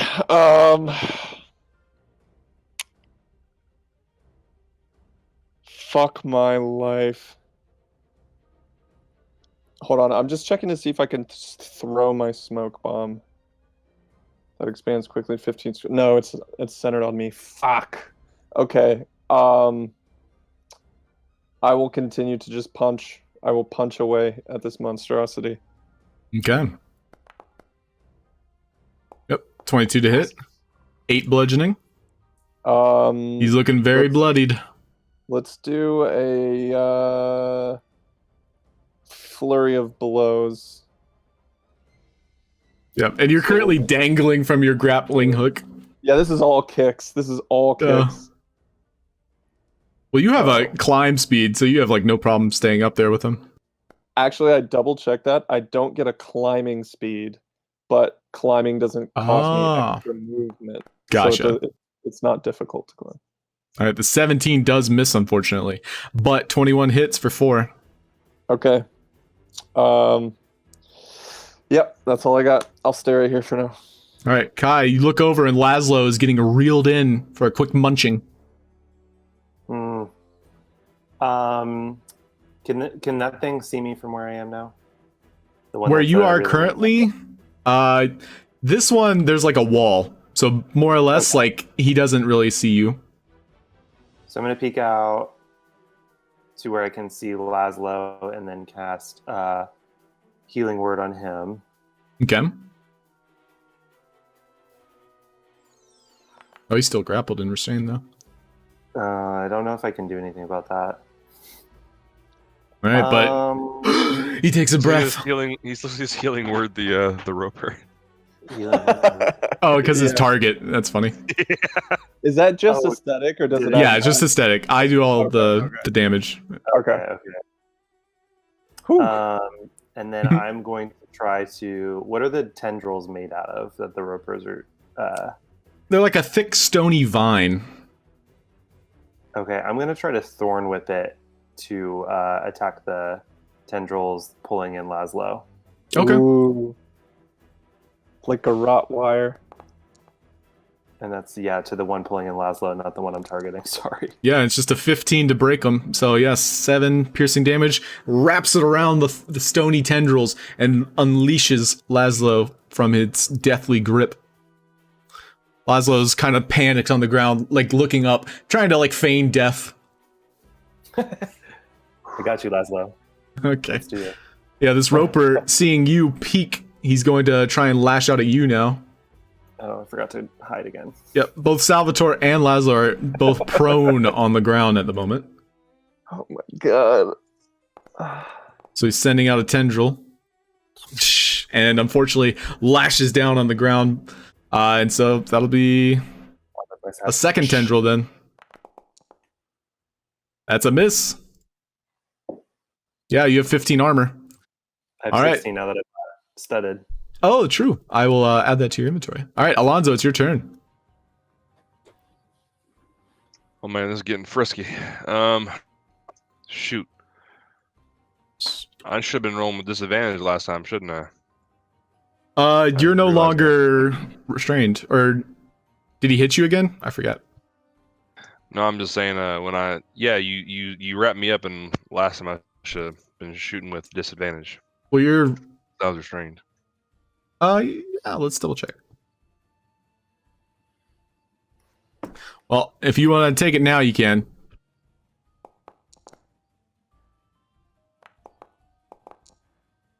Oof. All right, swing and a miss. And if you hold down control, the roll of There we disadvantage. There you go. 18 hits still. Hey. So it's 5 piercing. Right. Go ahead and roll hunters. And you did have your bonus action if you wanted to use it. Oh, yeah. I guess I forgot to do planner word is supposed to be beforehand, so I'll give it to you. can I use my hammer? You're currently holding your bow. That's true. Yeah, that's fine. I will say I will give you benefit of doubt this one time per session. Planner warrior, you can use it. Cool. Thank you, sir. It sounds awesome. Hey, thick. Extra 7, nice. Yeah, he's on his last ropers. Ah, Boo. Okay, is that your turn? Stay in there. yeah, that's my turn. Yeah, he hasn't tried to rein me in yet, so I'm not really going anywhere. Oh jeez, oh god. So Laszlo waking up, seeing his life flash before his eyes. He is going to, look through his spells real quick. And looking at his targets, and having a clear view of the ceiling roper and the one in front of him, he is going to... He's not even gonna pick himself up. He's literally gonna look up, still on his back, feigning death. I'm actually gonna make him roll deception for that. Playing possum. Yep, so 13 average. We'll see if this roper... Ooh. Oh yeah, this roper's going to attack him next turn. But he is going to, Laszlo, stay prone, because he doesn't know any better. And he's going to cast Flaming Sphere. Ooh.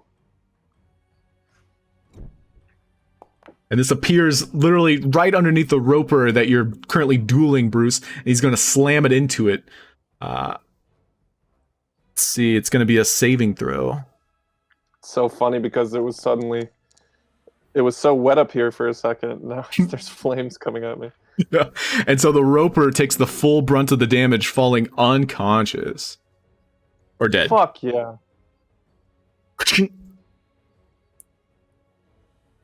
Nice. All right. Salvatore, it's your turn. Okay. Getting up as an action? Or No. Half your movement. Okay, I'll get up. I'll use both my Leo runestones to go into a rage. Okay, that does cost an action. Oh. Well, You then think I'll with just go. Yeah, just for your sake, with training, you believe that you can do that, faster. But that's with training. So yeah, so I'm not there yet. Gotcha. All right, well, that's good to know in the future. But then I'll just attack twice with my rapiers. Okay. And yeah, your rapier never left your hand, so the right is still Oh, I know you went unconscious, so the right is not there at the moment. Okay. That's Do you want to use it? There's good possibilities ropers could hit me with one hit, so I'll just go ahead and attack. Okay. Yes. 25 hits. For 12. And then Woohoo. attack once again. And don't forget to target. Ow. Oh. That's a no-go on the second, though. You broke your glass rapier. I knew I should have bought the metal ones. Mhm. The glass one looks so shiny. All right, and that's your turn? Yeah, that'll be it. Okay. Joff, looking over the battlefield, is going to step over Laszlo. After firing a crossbow bolt. Chink. Backs up. That's a miss, unfortunately. However, with crossbow bolt still in hand, he's going to hold it defensively, trying to position himself in between Laszlo and this roper. Bruce Wayne. Bane. Okay. I want to release whatever kind of thing I need to do for my grapnel hook. Okay. And as I'm putting it back into my belt of tricks, I want to grab onto the dangling dead roper and slide down it like a rope. Okay. So I like that's 20 feet. How high up? Yeah, it's 20 feet up, and the tendrils are all kind of limp right now. So yeah, you can totally Tarzan it too if you wanted. Say, oh, I'll get as close to my friends here as I can. Okay. But yeah, descending. Yeah, that'll cost you like 5 feet. I'll say. Okay, 5. So then 10, 15, 20, 25, 30. Oh, I'm so fast. And then, yeah, let's punch this boy to death. Oh, target. 9 misses, unfortunately. Don't forget you have inspiration. Yeah, inspiration. Yes, that hits. There we go. And go ahead and roll Fuck sneak yes. attack. Fuck yes. Oh yeah. Dude, you're the first person all campaign to use their inspiration. Well done. Yes. And then unarmed strike, Go for it. bonus action. Nice. Nice. Yeah, go ahead and describe it. Oh yeah. So Oh, he's not it's, dead. oh, I get a swift elbow, and just knock whatever sort of eye goop is left after his eye getting pierced. Nice. Yeah, so you come Looks in with like a a- running fist. Oh yeah, you come in with a running fist and then smash a couple of its teeth, and then on the upper end you bring the elbow down right into its eye, and you get some nice goop on its eyes. It shrivels in pain. Fuck yeah. That's my turn. Kai. Okay, so we just got this one here. I am going to Staff of Tides. I'm gonna chuck that thing at it. 16 misses, unfortunately. Fuck. Well, then, what else do I have? I have no fun bonus actions, so I'm going to hide behind the rock here. Okay. All right. So Roper's turn. He's looking out at targets in front of him. Well, he can't really eat the crystal people, hence why they work there. So he's going to tendril at both Salvatore and Bruce. One on each of you. It's 14 on Salvatore. That's a miss. It's a 23 on Bruce. Yep. He's gonna reel you in for a bite. And he does have advantage. Fuck.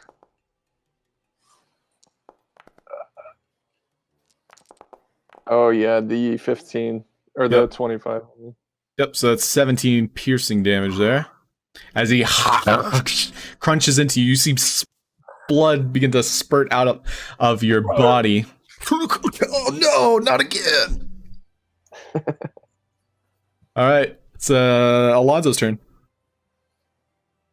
All right, I hop off the rock, and 1, 2, 3, 4, and get sight on the roper, and I should probably be right back there again, and switch my hunter's mark to him, my Okie bonus action, and take a shot.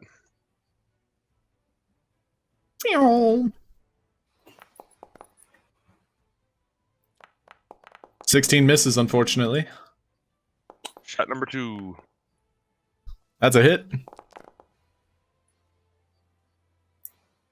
For 6 points of piercing damage, plus the hunter's mark.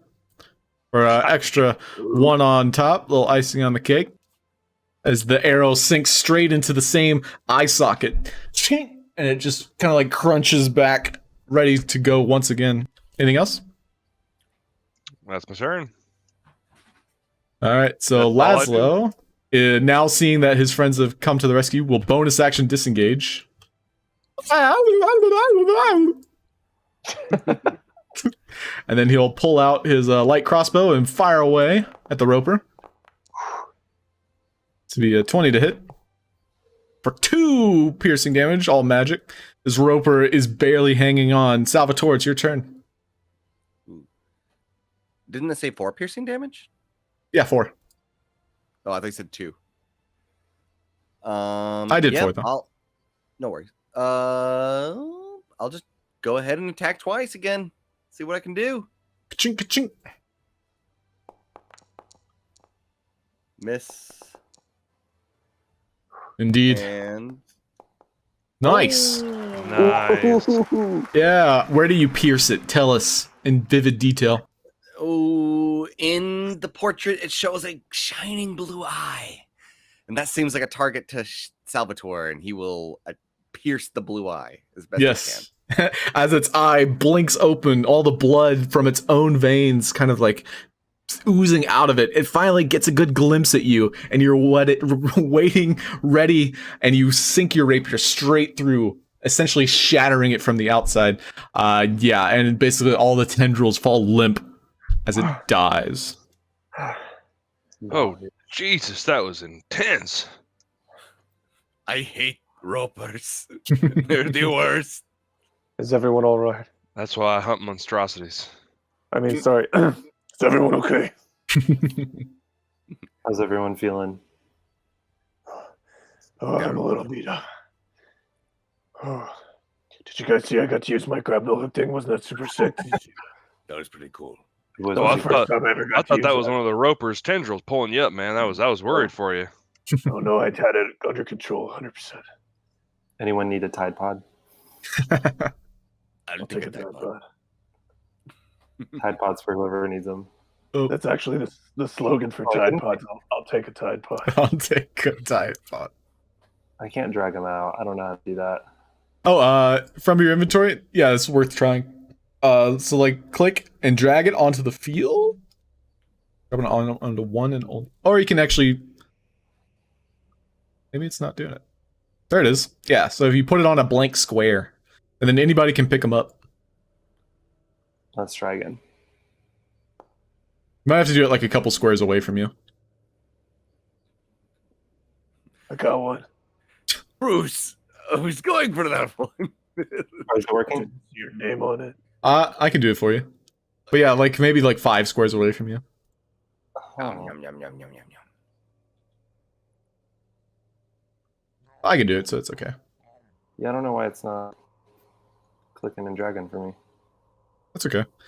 So yeah, there's one for James. I'll just drop them all in the field. Come and get them. Eat up, boys. Eh, don't mind if I do. As Laszlo's like trying to put his blood back into his body.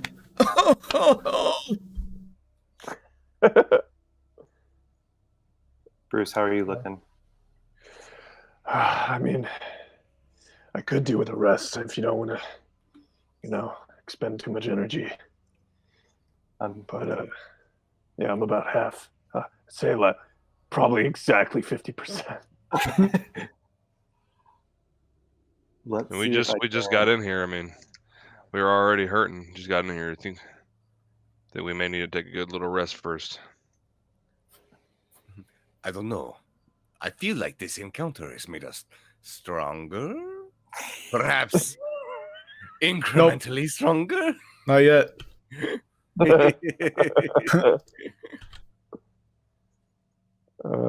Then I'll take a rest. Yeah. That's about it.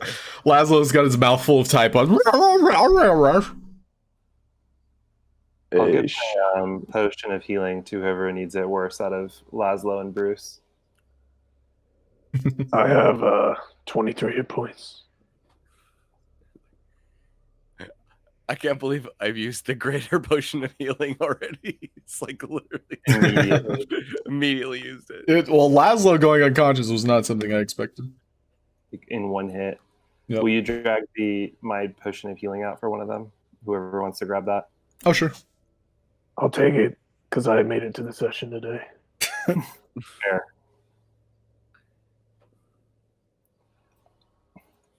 So, if we have time to take a rest, Mhm.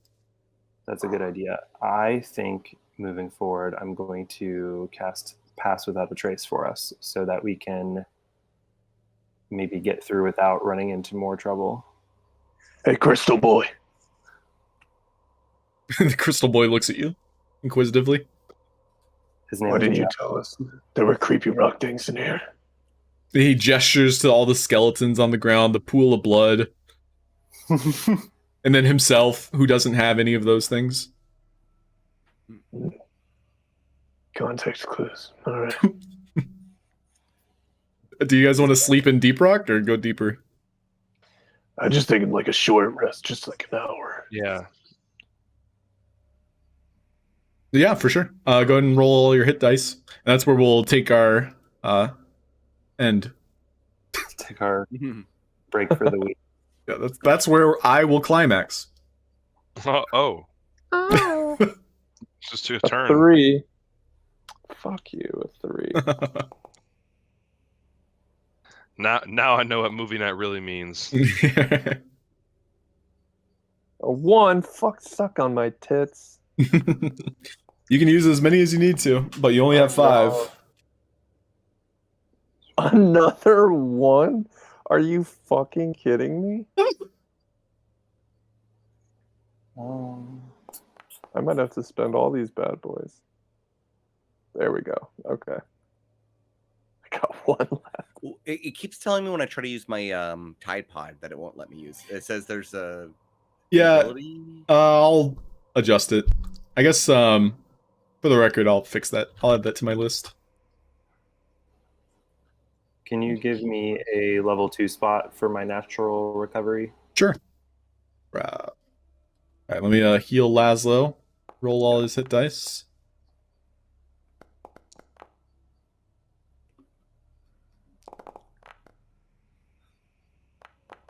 There you go. And then, yes, you got a level 2 back. Yep. Ta-da. Yeah, and then I'll just add +1 for those of you that ate Tide Pods. Yum, yum, yum. Hell yeah. Gotta love a snack break. Oh, no. What is it, like key lime and coconut? What'd you say it was? Oh, couldn't hear you. Yeah, sometimes your mic works, and then sometimes when you start talking, Dylan, it just like cuts out.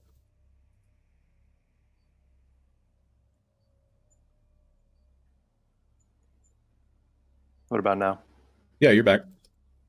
They're minty. Minty. Like toothpaste. Like, I'm thinking, I don't know why I thought I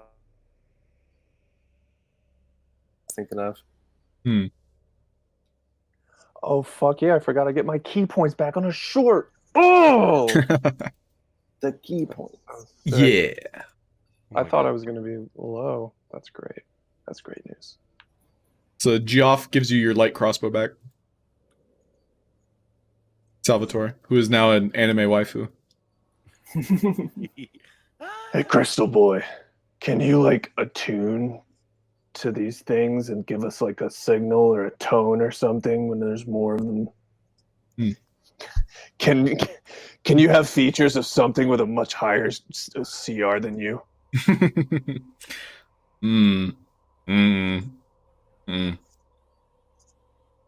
You can see it's trying to make a mental connection with you, and it's unaware of the problems you would have that it doesn't face. I.e., like these ropers, it doesn't attack him because he doesn't have flesh. You know, he doesn't have something edible. So he's like, "What's happening?" Yeah, what's wrong, bro? I don't get it, bro. But yeah, that's where we're gonna end tonight. I almost killed you guys again. Yay! Love it. Great job.